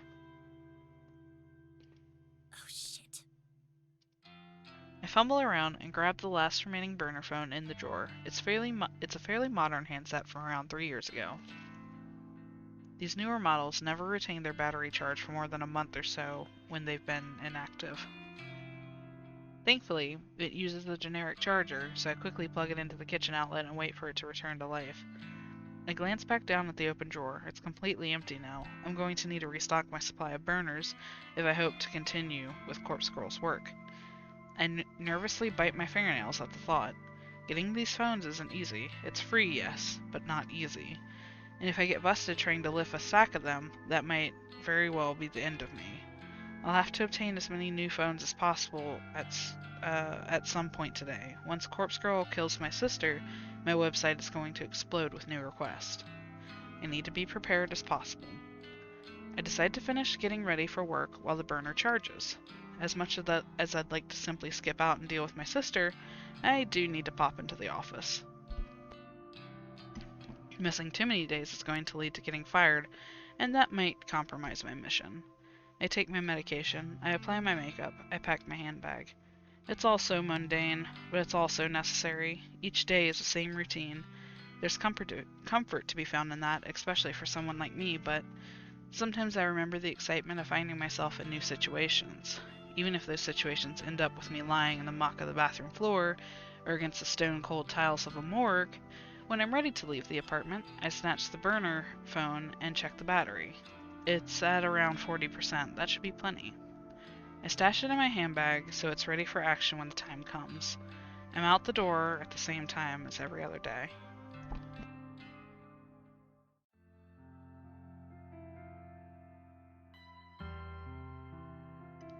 I find myself alone in the office well after the working day has ended. The entire floor is empty and silent. I shut down my computer and stretch my tense arms. I don't normally like staying back late, but sometimes it's necessary to get work done, And when I say work, I am of course referring to Corpse Girl's tasks. When I'm absolutely certain that everybody has gone home, I get out of my chair and wander listlessly around the office. It's kind of nice having the place to myself. It's like my apartment, only bigger and colder, and without that terrible odor of mold that permeates the walls. I notice that quite a few people tend to leave their belongings on their desks, nothing too valuable, the occasional coat, hat, or pair of headphones. Should somebody of low moral character wish to steal them, there would be nothing stopping them. I'm not personally interested in any of that. I walk to the other side of the office floor and reach the seniors' cubicles. Even the seniors leave important things laying around. There's a gift bag with a cake shop logo on the front, a company credit card, a few personal bank statements, but the contents of their desk drawers are where the real gold is found. As I rifle through one drawer in particular, I find exactly what I'm looking for. It's an old Noise brand phone, a few models earlier than my own. It slips into my handbag, right along with the burner phone I brought from home. I close the desk drawer gently and traps into the next cubicle. It's definitely not trapeze, so I can't pronounce it. The top drawer here contains a flip phone, a familiar classic. It'll serve me well. Into the handbag it goes. One of the main problems I have with this company, within any company in fact, is the wasteful attitude of management. Executives, seniors, and even some junior staff are provided with company phones. Basically, if you are expected to make calls on the job, the company will issue you a phone so that you don't have to use your own. However, with the rapid evolution of modern technology, phones often find themselves replaced or upgraded well before they cease functioning. Management doesn't care about recycling or repurposing unused, obsolete phones. The devices simply drift to the bottom of the drawer or storage cabinets, destined to be forgotten within moments. Am I really wrong? Am I really doing a wrong thing by taking these phones off the company's hands? It's not like I'm stealing personal property from employees.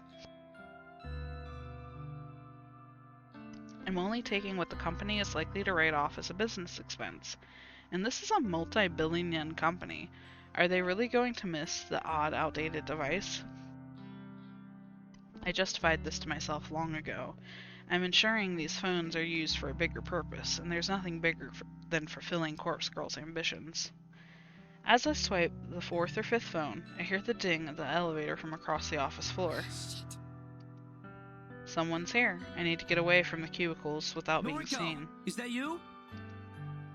I must have ducked down a second too late because the voice identified me correctly.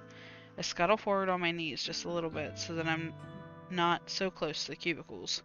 When I get to my feet, I'm halfway between the senior employees area and the junior's open plan desk. Shinya? Shinya walks over from the elevator to greet Hi. me. You're here awfully late. What were you doing over there? That is, if you don't mind me asking. Oh. I lent my USB drive to one of the seniors earlier, and they didn't return it, so... Oh, did you find it? Nope. Oh well. I'll ask about it tomorrow. I could help you look if you like. Seriously, it's okay. I'm about to head home anyway. What are you doing here? I left my wallet at my desk. Can you believe it? Luckily, I remembered before I took Tomoe out for dinner. I would have appeared to be quite the buffoon if I'd been unable to pay for our meal. Quite the buffoon, he says. Yeah, I suppose so. Hey, how are things anyway? Things with Tomoe are great. We are truly in love. Wow, okay, not exactly what I meant, but how are things here? I mean, what happened with Kotomi and... Ah, that whole kerfuffle. Can you believe Miss Ida is dead now? Is it wrong of me to say that I'm happy she's dead? Is that an awful thing to admit? I gently shake my head, but I don't interrupt his train of thought. It's so bizarre. Especially considering our relationship and how determined she was to end my career. It bothers me that Shinya is still referring to the conflict between himself and Katomi as a relationship. It would seem that she was the only one with animosity toward me. As such, the other executives said I'm welcome to work here as long as I like. In fact, they were even generous enough to give me a small salary raise. Wow! That's great, Shinya. I'm really happy for you. Thank you. It truly was a struggle there for a little while. Before my brain can even register what I'm saying, the following words tumble out of my mouth. Do you want to talk about it? Noriko, I know that I haven't been as open with you as I should have been. Maybe talking about it will help me put the whole thing behind me. I bit my tongue as I try to think of a way to back out of the situation. You know, if you're uncomfortable talking to me, maybe Tomoe can help? My objection is met with a smile. Looks like I'm in too deep now. Tomoe means well. She really does. But whenever I bring up the subject, she becomes visibly angry. Many a death threat against Miss Ida has been made aloud. I wouldn't be all too surprised if Tomoe was the one who killed her. There certainly is a motive there, after all. He is the detective's son. So you don't know who killed Kotomi? I don't even think the police know that much. Father showed me the photos of the crime scene. Chances are that whoever did kill her was also killed in return.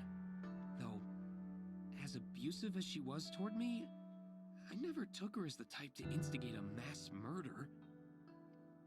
She was an angry person, yes, but that seemed to stem from a lack of fulfillment. That's what I assume, anyway. And I think that's the reason she made her advances on me. Shinya, I really am sorry. I'm so sorry that you had to go through such a traumatic experience. I thought I was going to lose everything.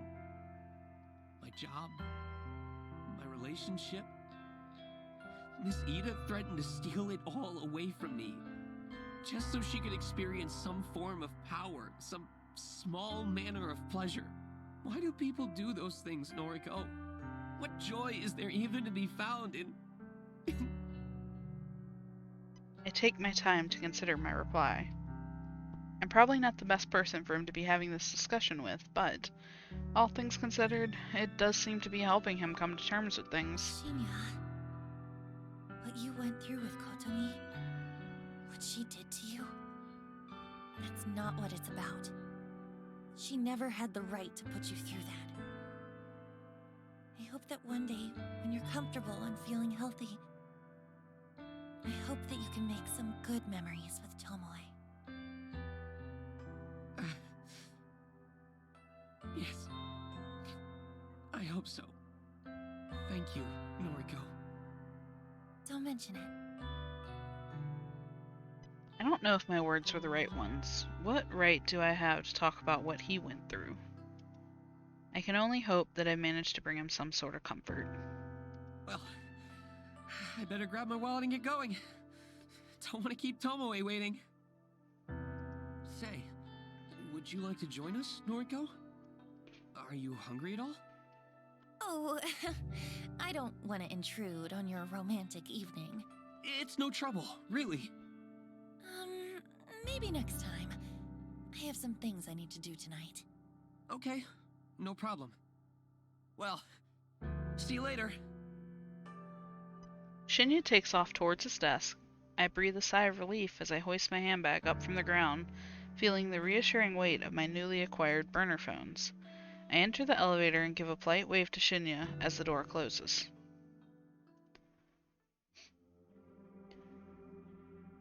Give me a call back when you leave the restaurant. You want me to drive tonight? It has to be tonight. We talked about this. But... Please. Kojiro is on standby as well. Fine. Not like I've been dying to bring Shinya back to my place or nothing. Don't push Shinya. Let him tell you when he's ready. Yeah, I know. Look, I'll probably be out of the restaurant in an hour. That cool? Yes, thanks. Bye! Tomoe hangs up. I look down the street, my gaze aiming directly at the restaurant Tomoe is currently seated at with Shinya. I'll need to kill an hour around here, but what is there to do? I'm not exactly keen on the idea of window shopping. I don't even want to be here. But standing in one spot as dozens of people walk by is really nerve-wracking. I could go visit Aoi at the maid cafe, but then I'd probably have to pay the table charge to enter, and it'd probably be pretty weird to be served by girls in maid costumes. Not really my thing. As I glance around, I notice a 24-hour manga cafe at the end of the street. That could actually be perfect. I could rent a quiet space for 100 yen and just read a book until it's time to go. No one there would bother me. In fact, the only person I'd need to speak to is the attendant at the counter. With my mind made up, I hurry along to the manga cafe.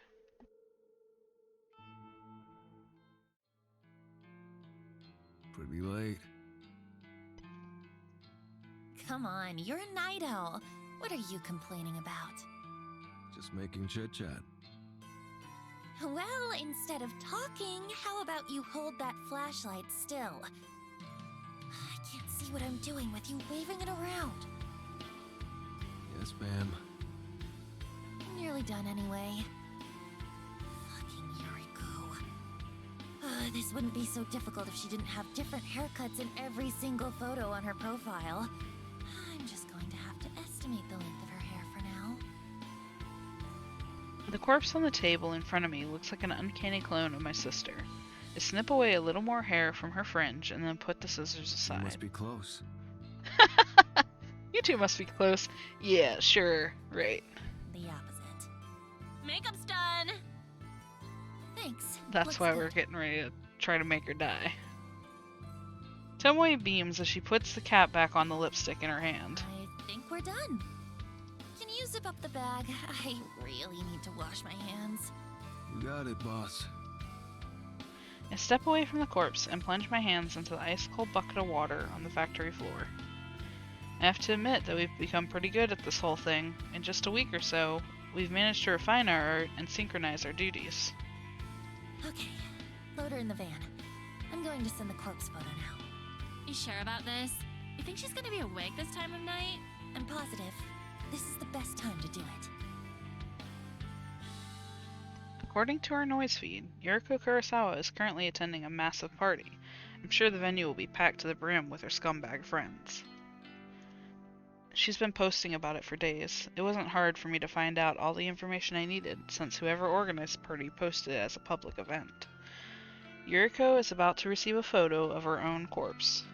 And in less than an hour's time, she's going to receive a carbon copy corpse in a body bag in front of at least 100 people. The mass panic that will break out is sure to be hilarious. I don't want to miss it, and I don't want to miss my sister's final moments. Maybe she'll kill herself in front of her closest friends, or maybe the terror will slowly eat away at her, and she'll go home first before deciding she can't take it anymore. I'm happy with either result. She's finally going to get what she deserves. I hate her so much. She's a low-life degenerate, a delinquent, the utter scum of the earth. And she never calls me. I doubt she remembers I even Ready exist. to go? I snap out of my thoughts and look at the phone that I've been subconsciously holding in my feeble grip. It's the burner phone I picked up from home earlier this morning. Yuriko's corpse photo is glowing on the screen, ready to be launched into the network. I hit send. Kojiro nods and hauls the zipped-up body bag onto his shoulder. The weight of the cadaver inside causes him to stumble a little, but he regains his balance and shuffles towards the factory entrance. I examine the body bag as Kojiro carries it. It's the same white HRP that we picked up from the morgue, but I've made a rather nice adjustment to it. Big bold letters are scrawled along the sides in purple and black permanent marker. It says, "With love from Corpse Girl." Underneath the massive letters, in smaller script, is Corpse Girl's website address. I don't either. I think, for one, because this is a huge party, there's a good chance for things to go really wrong. But also, with there being multiple people there, somebody could very easily stop her from hurting herself right there at the party. Or, perhaps, she gets a little shaken up and then one of her friends takes her home and then watches her all night until she calms down. Like, there's a lot of very reasonable ways for this to not go the way Corpse Girl wants it to. A scribble of a cute anime girl decorates the other side of the bag. It's the very same character that dances animatedly on Corpse Girl's website. Tomoe told me this is a bold move. Kojiro didn't seem to care. Yuriko Kurosawa is about to be publicly executed. Tonight is the night that Corpse Girl becomes known to the world. If this does work, it will be very interesting to see how it's done. This is the quietest house party I've ever witnessed. I only managed to catch a glimpse of it before Kojiro shields my eyes with his ice-cold hand.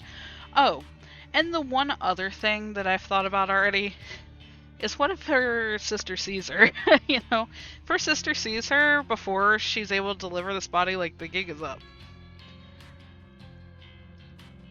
I want to object to him censoring my vision, but the smell of blood causes me to slump against his shoulder, and I resort to whimpering quietly as he places me gently on the ground. Alright, I may have missed something here. The vision of the house party from hell is still vivid behind my closed eyelids. It's not like I've been to many house parties in my life. In fact, when I really think about it, I don't think I've ever been to a single one before this moment. But I've seen them on television, I've seen them in movies. They're always loud. Music is blasting, people are dancing, drinking, making out. The scene I witnessed doesn't look like any of that. I'm pretty sure dead bodies don't line the floor at a regular house party. Wait, what? I'm pretty sure trails of blood aren't on the guest list. This party is weird. The walls are slashed, there's broken glass everywhere, specks of blood are dotted across the furniture. Someone in the next room is sobbing quietly. Someone above, perhaps inside the ceiling, is groaning. Kojiro is sitting next to me now. I can imagine a bored expression hovering over his features. He still has his hand over my eyes.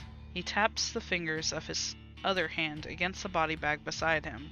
His digits drum out the rhythmic beat upon Yuriko Kurosawa's clone, still zipped up and sealed inside her temporary coffin. I think Tomoe is still in the van. She said something about not wanting to get messed up. I never planned on entering this party, but Kojiro dragged the body inside, then returned shortly after and told me I should come take a look. So here I am, blinded by Kojiro's misguided attempt to protect me from the carnage I willingly unleashed. I asked him if he killed all the people here. He said no. I suppose I believe him. I managed to squint through the gap in Kojiro's finger momentarily. The blurred shapes of 4 or 5 bodies are on the floor in front of us. There's a stray arm lying limply in a chair that's currently unaccounted for. Kojiro pressed down firmly against my face, and my vision darkens once more. I hear his voice and imagine his calm demeanor in my mind. Don't know. I haven't managed to sort my head out just yet. Sister's over there. Well, a corpse that looks like her, at any rate. Give me a second. Okay. Kojiro releases his grip from my face. I stand, I tiptoe forward, stumbling thanks to my still blurry eyes. I can make out the shape of a sofa close to the wall, and approach it carefully.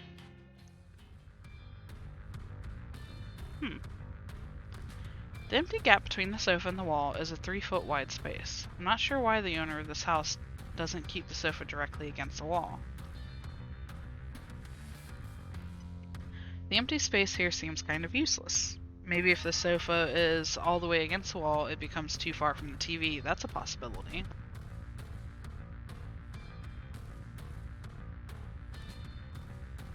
I would personally just get a bigger TV so that the sofa can be kept comfortably flush with the wall. The gap here really annoys me. It's making me irritated. I want to push the sofa back myself, but I know I don't have the strength. It's a massive thing, bigger than I am, and maybe even bigger than Corpse Girl. Even if I was strong enough to move it, there's still the issue of my sister lying here between the sofa and the wall. She's in the way. I'll have to move her first, and thought of touching her is absolutely disgusting. Even if she was alive, I never wanted to touch her. She's a foul excuse for a human being. time no see. She doesn't respond. You don't look so hot. Guess I'm prettier now, huh? Why do you never call me? Whatever. I wouldn't answer the phone anyway. Well, I don't believe her sister did it. Something happened here. She doesn't say anything. The sound of someone grunting behind me doesn't interrupt my concentration. I assume it's just Kojiro clearing his throat. Have you seen Mother lately? I haven't heard from her in a while. I'm sure she's fine. Are you still on parole? I heard you were working at a clothing store. Yeah, I'm fine. I'm working for Temujin at the moment. Yuriko nods. It's okay. There are worse jobs, I'm sure.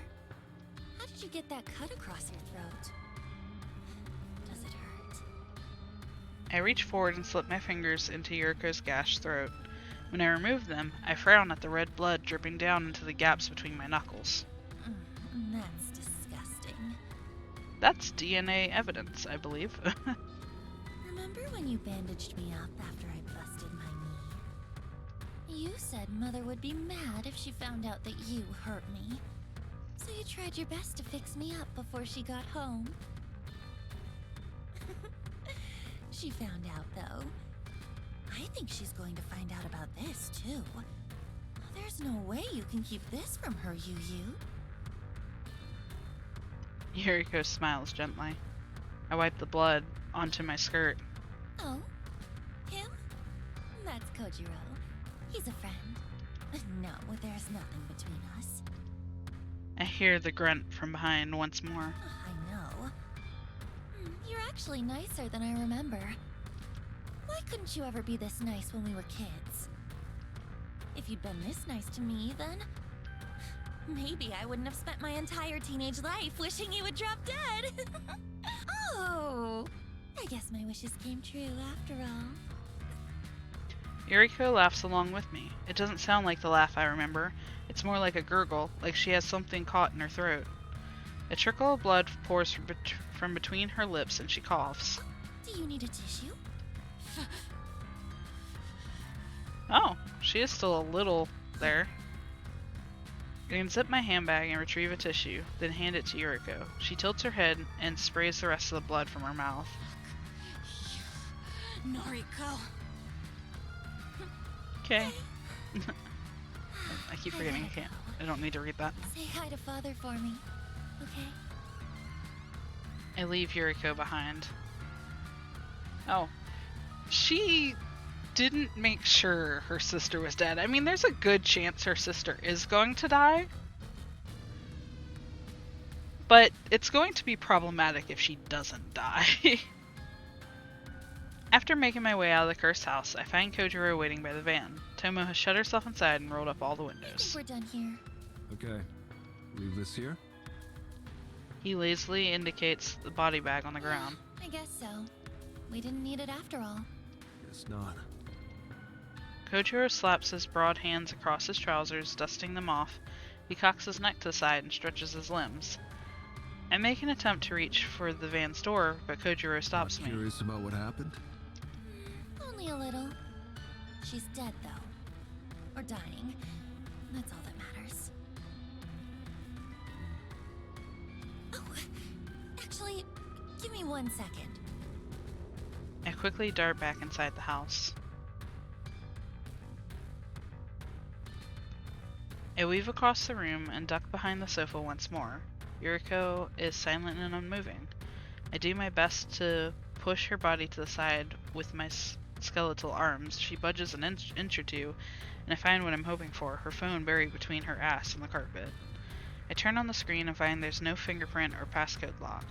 The photo of Yuriko's corpse, the very same photo that I sent to her earlier, is still on the She screen. did receive the photo then. Maybe that's all it took this time. She must have been pretty freaked if she killed all the people here. This is like the Kotomi Ida situation all over again. My voyeuristic tendencies flare up and I decide to look through the rest of her photos. I swipe across the screen just once and nearly jump out of my skin. Yuriko received a photo right before she received the one I sent. It arrived 10 minutes before my photo. It's another image of a corpse. What? What? Another photo depicting her death, but it's completely different than the one I crafted. Someone else sent Yuriko Kurosawa a photo of her own corpse only 10 minutes before I did. Yuriko received a corpse photo from somebody else. What is going on? I examined the photo in detail. It's well made, just like my own work. If I didn't know any better, it would be easy to assume that I made this. But what stands out the most is the rating on the bottom of the image. It simply says, "Stabbed Shuji at the party." Stabbed Shuji at the party. Who the hell is Shuji? Is he here? Is he one of the dead bodies scattered around this cursed house? I quickly discard the thoughts of Shuji. A more important question has come to my attention. Is someone else crafting corpse photos and sending them to people? Does Corpse Girl have a copycat? An imitator? But why target Yuriko? Why target somebody whose death was requested through Corpse Girl's website? I can't process this right now. It's already past midnight and I'm utterly exhausted. I shove Yuriko's phone into my handbag and get the hell out of the house. Interesting. June 17th, Wednesday morning. Today is not a suitable day to go to the office. Today is not a suitable day to wake up and shower. Today is not a suitable day to force those tiny pills down my throat. Today is a day to lie in bed and rest my face on the pillow caked with yesterday's makeup. I don't know what the time is. I don't really care. My phone has buzzed several times, so I simply don't have the energy to reach over and look at it. I just want to stay here and be warm and comfortable and not think about anything. I don't want to think about the house party last night, but I keep thinking about it. I don't want to think about finding Yuriko's body in that irritating, useless space between the sofa and the wall. I don't want to think about my sister's final words to me, those bitter syllables that she used all of her remaining strength to force between her blood-soaked lips. I don't want to think about the fact that I'd probably have said the same thing to her if I was in her position. I don't want to think about the possibility that someone else was responsible for Yuriko's death. It was supposed to be Corpse Girl. Me. I was supposed to be responsible for my sister's death. Somebody else caused her death. How dare they steal that from me? How dare they? A copycat. A nobody. The more that I don't think about it, the more I find myself thinking about it. Think. Why would somebody copy Corpse Girl's methods? How would somebody copy Corpse Girl's methods? Corpse Girl is mine. Mine! Corpse Girl belongs to me. I'm not infamous enough yet to have an imposter. Surely I'd be kidding myself with delusions of grandeur to think that I've earned an imitator. But the fact remains that somebody sent Yuriko a corpse photo. A corpse photo that was meticulously edited and just as convincing as anything I would make. And those instructions. Getting competitive over killing somebody. Over killing somebody, but yet not killing somebody. You know what I'm saying? Like, they're really good at Photoshop. Or in this case, I guess, decorating bodies at this point. But none of us have actually killed the person yet. In those instructions. Stab Shuji at the party. Stab Shuji. Did Yuriko do it? Did she pull a knife and slit Shuji's throat? What about the other people at the party lying cold on the floor? Did she kill them as well? Did Yuriko imitate Kotomi Ida's final moments and cut down a swath of people all in an effort to spare her own life? And then, who turned the knife on Yuriko? Someone acting in self-defense? Did she kill them too? There are too many questions and not nearly enough answers to satisfy my hungry mind. In an effort to find a silver lining in the whole situation, I think about how Kojiro left the body bag at the party. Hopefully, the police will discover the corpse and link Corpse Girl to the murder scene. Her name and website are written all over the HRP after all. Everything might work out, as long as Corpse Girl claims the credit for the deaths. My popularity still has a chance of skyrocketing. My website will be inundated with new requests from people begging for me or Corpse Girl to kill on their behalf. Yes, last night's slaughter may actually be the best thing that could have happened. I'll happily steal the credit to propel Corpse Girl's name into the stars. I roll over and bite my pillow until it's soaked through with saliva and blood, and I scream until my lungs give out.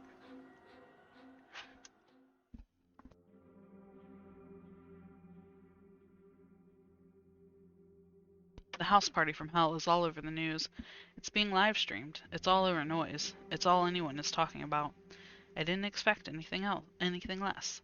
A dozen or so people dead, a corpse in a body bag, a cryptic message, "With love from Corpse Girl." The police are trying desperately to pull all the pieces together.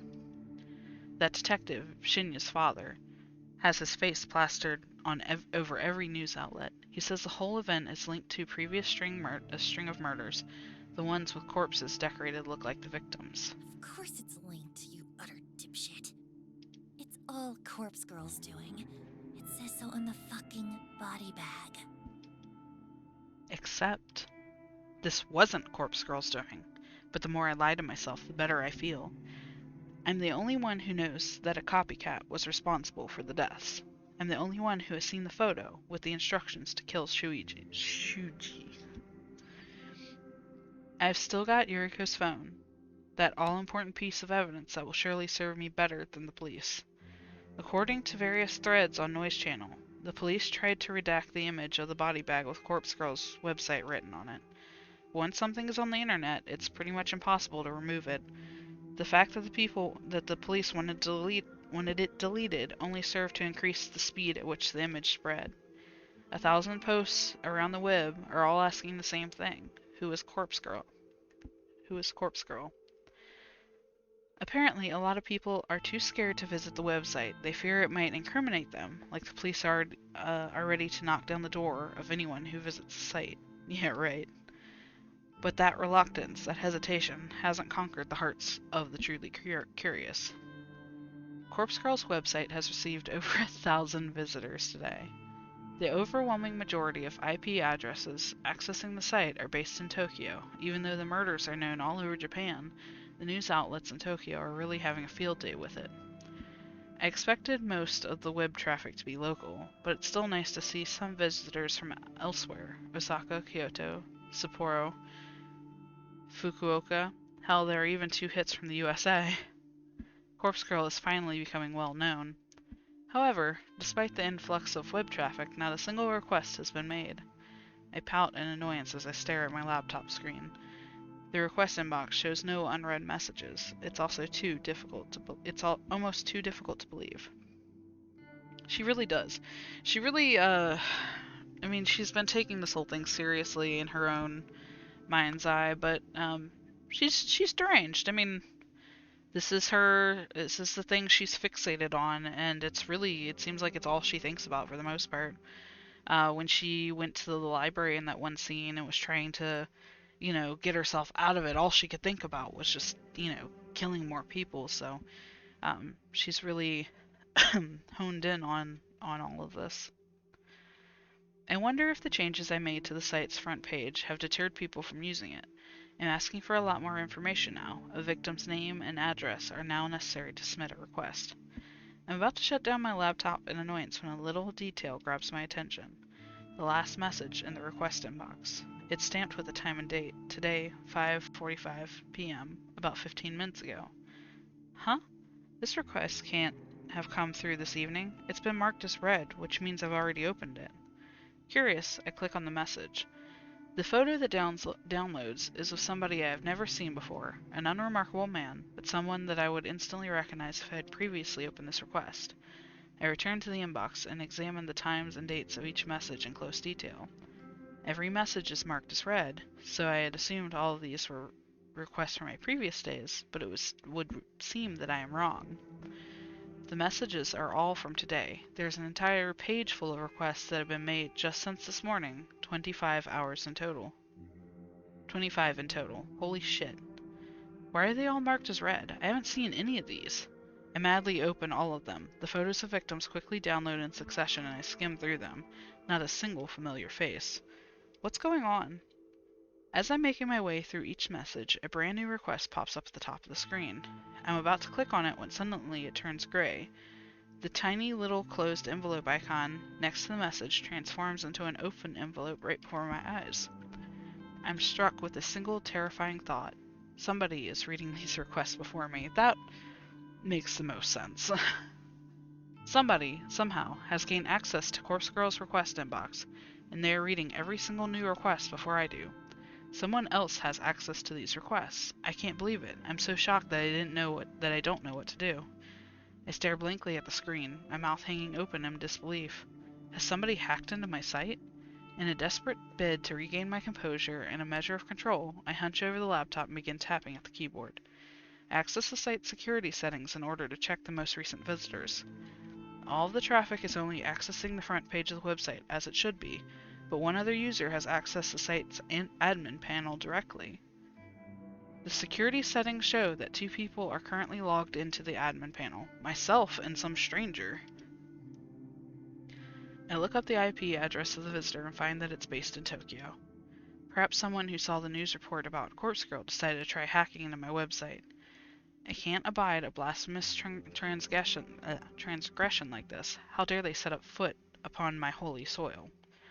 I'm burning with rage as I click into the site's advanced security settings. I'll change my password. I'll ban the hacker's IP address. I'll kill them! I'll kill them for defiling Corpse Girl's website!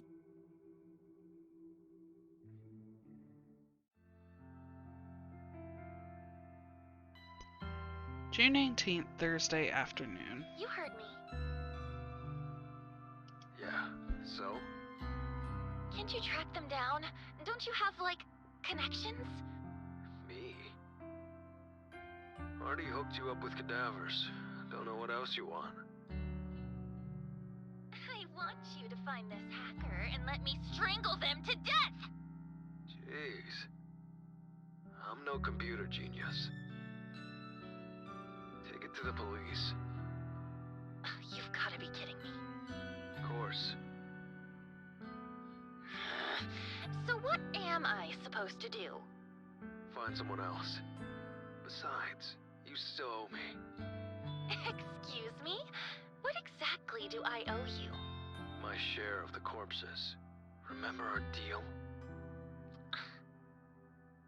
It's take with you. We're supposed to share. Come on, what do you need me for?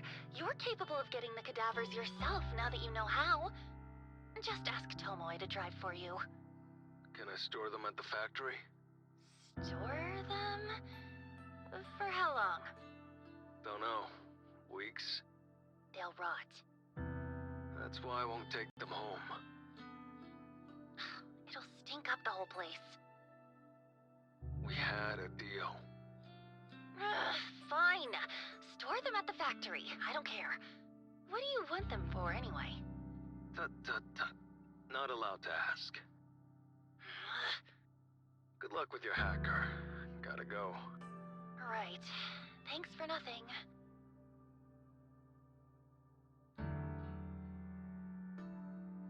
All good in the hood? Sure, whatever. I'm not in the mood for Tomoe right now. I just want to get back to work, get the day over with, and go home. Come on, cheer the fuck up. There's gotta be someone who can find that hacker. Well, I don't know anyone. Yeah, me neither. How many requests did you say there were? 70 when I looked this morning. Oh my gosh. 70? Jeez. How am I gonna deliver that many, you know what? Keep your voice down. I said, you know what? I didn't say nothing incriminating. I don't know, okay?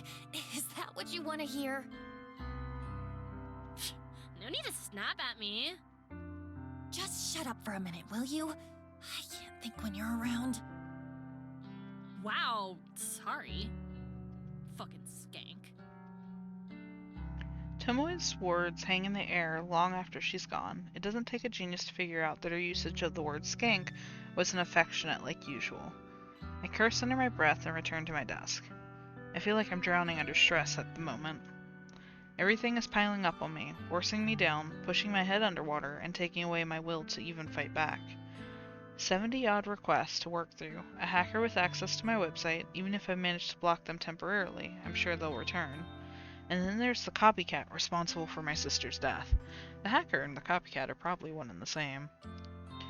It's all becoming too much. I don't feel like I'm in control anymore. I don't feel like stoic, unflinching Noriko. I don't even feel like Corpse Girl. Poor defiled Corpse Girl, with hackers prodding her and copycats mocking her. If I don't feel like Noriko and I don't feel like Corpse Girl, then just who the fuck am I?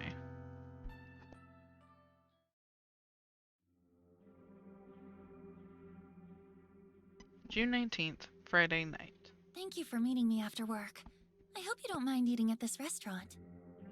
Of course, it's no trouble. It's nice to see you. I feel like we only ever talk on the phone these days. Yeah. Is something troubling you? I'm not really sure why I asked Aoi to meet me. Part of me wants someone to talk to.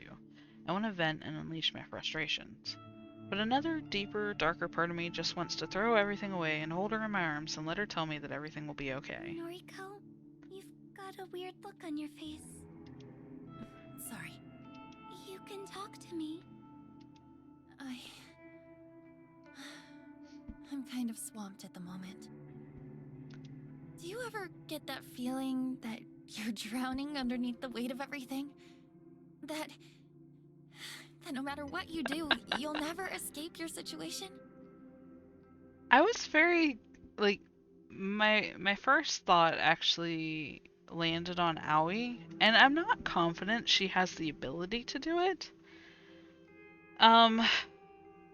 They haven't really made mention of her being resourceful like that. However, she was very obsessed with Corpse Girl. Like, obsessed enough to where she followed somebody home. So, she's not, like, the little innocent angel that I feel like they try to portray her as in the beginning. She's definitely got her own set of problems, and I think she also is probably a little warped in a way that maybe they haven't really said just yet. But that's just my thought. I have no real idea. Definitely interesting to see which way her character goes, though.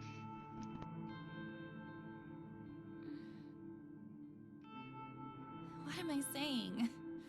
Of course you get it. You've been through so much shit. Noriko, we've both been through a lot. School wasn't easy for either of us. I know you better than anyone. I know everything about you. She knows everything about us. That's true. It comforts me when I remember just how close Aoi and I used to be, but times have changed. I've changed. I might as well be a completely different person these days. There are things about me that Aoi doesn't know, things that make up who I am, who Corpse Girl is. I guess I'm just overwhelmed. Maybe I need a vacation. Yeah, she is. A vacation, huh? That does sound nice. Okay. Dream vacation destination. Go. Huh? Come on. We used to play this all the time. Don't think about it. Just tell me about your ideal getaway. Somewhere sunny? Don't laugh at me! I just can't imagine you in the sun. Seriously. You said dream vacation, so... yeah. In my dreams, I'd like to go somewhere sunny. Maybe Hawaii, or Australia. Could you imagine me with a tan? You should go. Go to Hawaii or Australia or wherever. Do something good for yourself. Aoi. Come on. You know it's not that simple. But why not? Really? How can you, of all people, ask me that? What's that supposed to mean? You can't even leave your apartment without checking that the light is off, or that the faucet isn't running. You need to check, like, 10 or 20 times. I'm aware. Oh yeah, there's definitely something wrong with Aoi. At least I can go out. Hey, I'm out right now, aren't I? Are you? Excuse me? Does a safe little place like this even count? How is this any different than your tiny apartment? It's completely different. I'm surrounded by people, and... It's the same. You don't go anywhere new. You're too terrified to step outside of your comfort zone. Oh, come on. You can't talk. You couldn't even start working at the office with me because you were too anxious to leave your apartment. That's not fair. If I'm not certain about everything, then it's too hard to... Why are we fighting? We both know what we're battling with, so... why? I don't know. I'm sorry. I'm sorry too. We sit in uncomfortable silence for a while. Every now and then, Aoi shuffles in her seat and checks her phone. I said some nasty things to her. Sometimes I talk before I even think twice about what I'm saying. Aoi? Tell me about your dream vacation. Mine? I'd actually like to go somewhere colder. I like the cold. I like to wrap up in blankets and sip hot cocoa. Maybe a winter getaway to Switzerland or Norway. That doesn't sound half bad. There's something nice about snuggling up in the cold. Right? I'm glad you agree. You think we'll ever get away? I am certain we will. Maybe we could go somewhere together. Maybe. By the way, I wanted to tell you that I'll be leaving the maid cafe soon. Really? That's great! What does your manager think? She pauses before answering. I'm not sure if she's thinking or trying to build suspense, I but... think he's had a change of heart. He said I can do what I want. That's fantastic, Aoi. It's a relief, that's for sure. I wonder what made him change his mind. My last shift is tomorrow. After that, I'll finally be able to escape that one guy. Aoi hangs her head. She doesn't have to say anything more. I know that she's talking about her stalker, that disgusting guy that makes advances on her at work. I am sad that it had to come to Aoi quitting her job in order to escape him, but a solution is a solution. What will you do for work? I'm sure something will come up. I have a bit of money tucked away, so I'm not too worried. And my boyfriend has a good job, so he can probably help out. Oh boy, she has a boyfriend. Your boyfriend? I'm slightly shocked that Aoi dropped that nugget of information so casually. Since when has she been seeing somebody? She's never spoken of a boyfriend before. A sharp knife carved from jealousy pricks my heart, and I have to look away from her in order to hide the tears welling up in my eyes. We've been together for a little while. His name is Junpei. He's great. Actually, he's going to pick me up in a little bit. Junpei. I hate him already. I hate the sound of his name. I hate the stupid-looking face that my imagination cooks up. Has he kissed Aoi? Has he touched her? Has he slept with my Aoi? I'll kill him. I'll fucking murder him in his sleep. I'm so happy for you. Thank you. Aoi's phone vibrates against the table. She glances at the screen and lets out a tiny squeal. Oh, he's here now. I'll introduce you. Thanks. I cut myself off and ignore Aoi's quizzical stare. Aoi stands up and looks towards the door. She claps her hands in excitement and waves at a broad, bumbling man staggering towards our table. Hey, babe. Oh my goodness. Junpei. He's got a hat that says free Wi-Fi. And he's into anime. How much you want to bet this is our hacker? Look at this guy. Look at his lecherous eyes, his drooling mouth, his disheveled clothes. Aoi is dating this fucker. She could have had anyone she wanted. She could have had me. She could have had my gorgeous body. I would give myself to her anytime she wants. She picked Junpei over me? Is your friend? This also might be a red herring too. It could very well still be Aoi, but... Yes. Junpei, this is Noriko. Sup? Hi. Aoi talks about you a lot. She does? Probably. Probably. we're going to go catch a movie. Would you like to join us, Noriko? Nah, babe, remember you said we were gonna... Junpei? It's fine. I've got stuff to do. Oh, okay. Maybe next time. Maybe. Well, see you. Lates. Bye. Aoi grabs Junpei's arm and the two lumber away. I give up. I clearly can't compete with what Junpei has to offer her. I'm over her anyway. I had my chance in senior high school and I blew it. I've moved on. That was my conviction, right? I want her so badly. But I'll just keep moving forward. I'll find someone else. Someone else to fill the void until I can have her. I'm over her. I'm over all this. Junpei isn't even worth killing. I don't have the time to waste on him anyway. I have something like 70 requests to work on.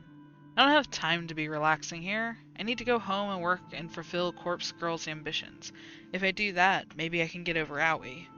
And if Corpse Girl becomes famous enough, maybe Aoi will respect me and love me and we can go together and we can be together and we can go to Hawaii or Australia or Switzerland or Norway and drink hot cocoa in the sun and snuggle up together and stay cold, and we can get over our fears and anxieties together, and we will always be happy even if Junpei dies and Aoi wouldn't even care about it and she would just kiss me on the beach and we'd be so happy together.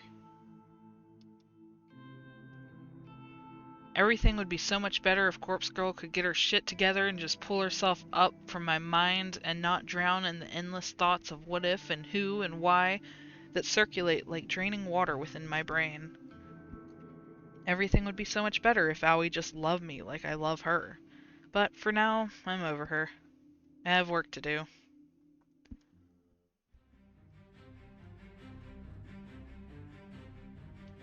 Each corpse blurs into the next. They all look the same to me now. Each cause of death is just an insignificant fact, just a bullet point, a tiny detail to be incorporated into a photo. I've lost track of how many photos I've created tonight. 20? 30? But the requests keep coming in. I thought there were 70, but there's so many more now. 200? 300? I can't waste my time counting them.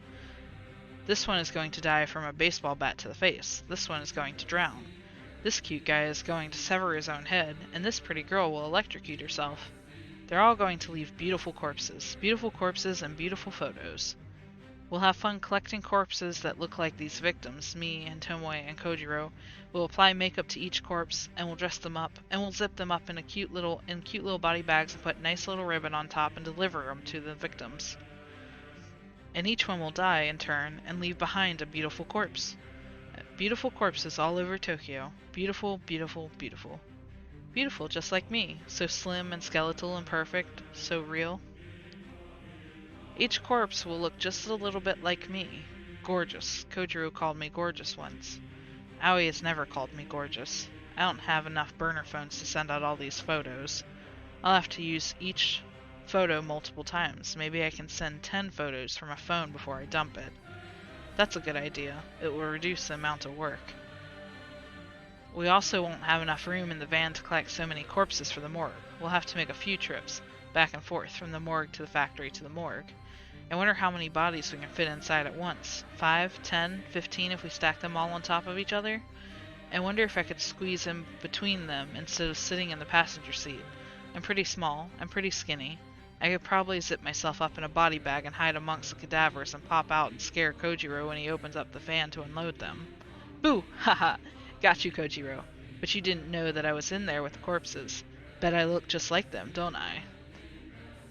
Can you zip a body bag from the inside? I'll have to try it out.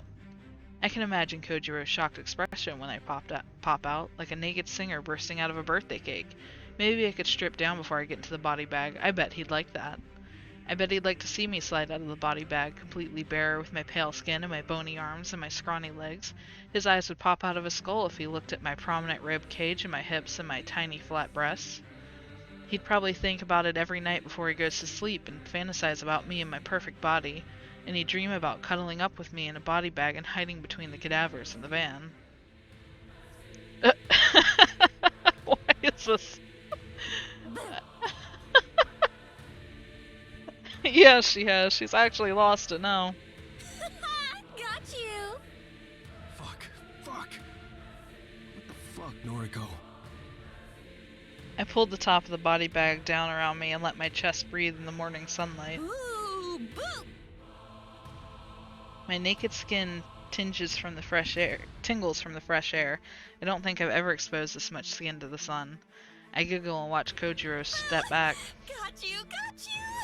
You didn't know I was in here! I wrestle my arms free and make the L shape with my hand. I press it against my forehead. Kojiro's a loser! Kojiro didn't know I was in here! Na na na na na na! Was wondering why you wouldn't answer your phone. You're naked. Boo! Climb in here with me! You okay? Climb in! I unzip the body bag further to make room for Kojiro, but he doesn't advance. He simply stands outside the van, staring at me in disbelief. 1 sec. He pulls his phone out of his pocket and presses it to his Yeah. ear. Found her. Back of the van. Yeah, in an HRP. Okay. Kojiro hangs up the phone and puts his hands on his Your clothes hips. in here too? Dunno, but I'm very cold. Come warm me up. You're lucky we didn't leave the factory yet. These deliveries can wait. Go inside, get dressed. Can't leave the body bag. I'm naked. Shit. Kojiro returns his phone to his Bring face. her some clothes. Mad. Kojiro approaches the van. He ducks his head under the roof and stares into my Tomoe's eyes. coming outside. She has clothes. Not gonna wear them. I'm a corpse now. I'm corpse girl. Okay. What the actual fuck? Noriko, put these on. Tomoe appears from nowhere and thrusts her hands out. In her fist is a skirt and a pair of tracksuit. A shirt and a pair of tracksuit pants, but they don't belong This to is me. all I have with me. Take them. I reach out to grab the clothes, but then push Tomoe's hand aside at the last second and send the garments flying out of the van. Oh, bitch. Look at me. I'm a corpse. I'm corpse girl. No, she didn't. Get inside the body bag with me, Tomoe. I wanna snuggle. Ain't no way in hell that's gonna happen. You finally cracked. I think this is serious. No way. You think? She's lost her mind. We gotta take her home. Yeah. Noriko, get out of the van. Sit in the passenger seat. No. Noriko, please. We're worried about you. We're gonna take you home. I don't have a home. I'm a corpse, remember? Take me to the morgue. I perform my best corpse impression by sticking my tongue out of my mouth and rolling my eyes back. When nobody laughs, I decide to laugh for them.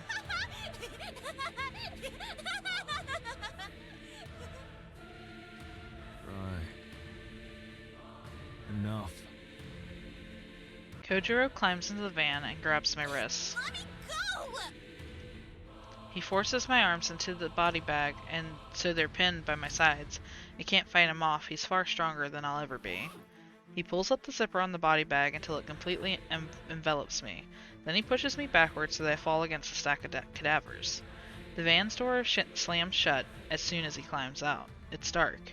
I hear shuffling around outside and the revving of an engine. We're going to the morgue. I sing as loud as I can, but I don't think they can hear me. Morgue. Going to the morgue. I laugh until I can't breathe and decide to suffocate for a little bit.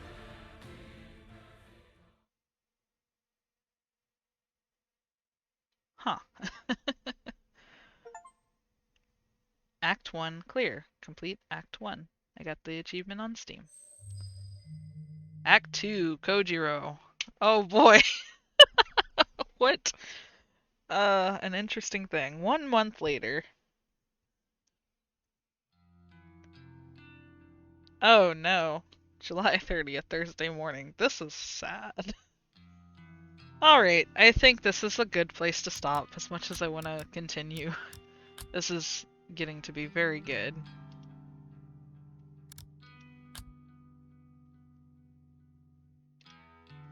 What a mess. I don't even know where to start. There's so much going on here. Her mental instability is just wildly out there. Yeah. I'm surprised that we made it to Act 2. That felt like an end. Like, that felt like, oh, our character cracked the end. I did not know that there was an Act 2, so this is going to be really fun. But we'll definitely have to get back to this tomorrow. God. How wild. I don't know about you. I think this is great so far. There's so much craziness and zaniness going on along with all the serious stuff. The fact that the police haven't caught them yet is kind of crazy. They've been to crime scenes, they've put their hands all over stuff, you know, burner phones and taking corpses out of the morgue. Like, they haven't, like, the cops haven't gotten any of that from what we know just yet, so that's wild. I can't remember who it was that said it earlier. It may have been you said that she has plot armor, and I'm starting to think that might be the case. Yeah, me too. There seems to be a lot to get through. And we haven't hit an end yet, so that's kind of interesting. This is Act 2, but that's not like it's not like a dead end or anything. So definitely curious and super excited to figure out where this goes. But we will be back either tomorrow or the day after. I've played every night this week so far, so we'll see. If I have nothing else going on, I will definitely be playing tomorrow because I am sitting on the edge of my seat, excited to see where this goes. Good endings are subjective in this scenario. A reasonable good ending would be them getting caught. And I can't even imagine where this might end either. Like, I get the whole story thus far, but where we're gonna cut this off at is gonna be the question. Like, what's gonna happen that causes this to reach a climax and then end with a resolution that is good is kind of a... I don't know where it's going. But there's been a lot of build up. Already a lot of people dead. They've kind of worked out the kinks in their whole plan. Somehow gotten... She started off by herself, but she's managed to get 2 people on board. So yeah. Who knows where it's gonna go from here. Especially now it seems like we're looking at it from the perspective of Kojiro. I'm so happy. I hope that's the case. Yeah, because that's my best boy right there. I'm super excited. Thanks, I appreciate it. I'm super happy that I've had people drop in now multiple times. I'm really having a lot of fun streaming this. But all that said, have a good night, and I will see you back here in a day or two. Once again, if you miss one, you can find it on Twitch or YouTube. But I'll be out. See you around. Bye bye.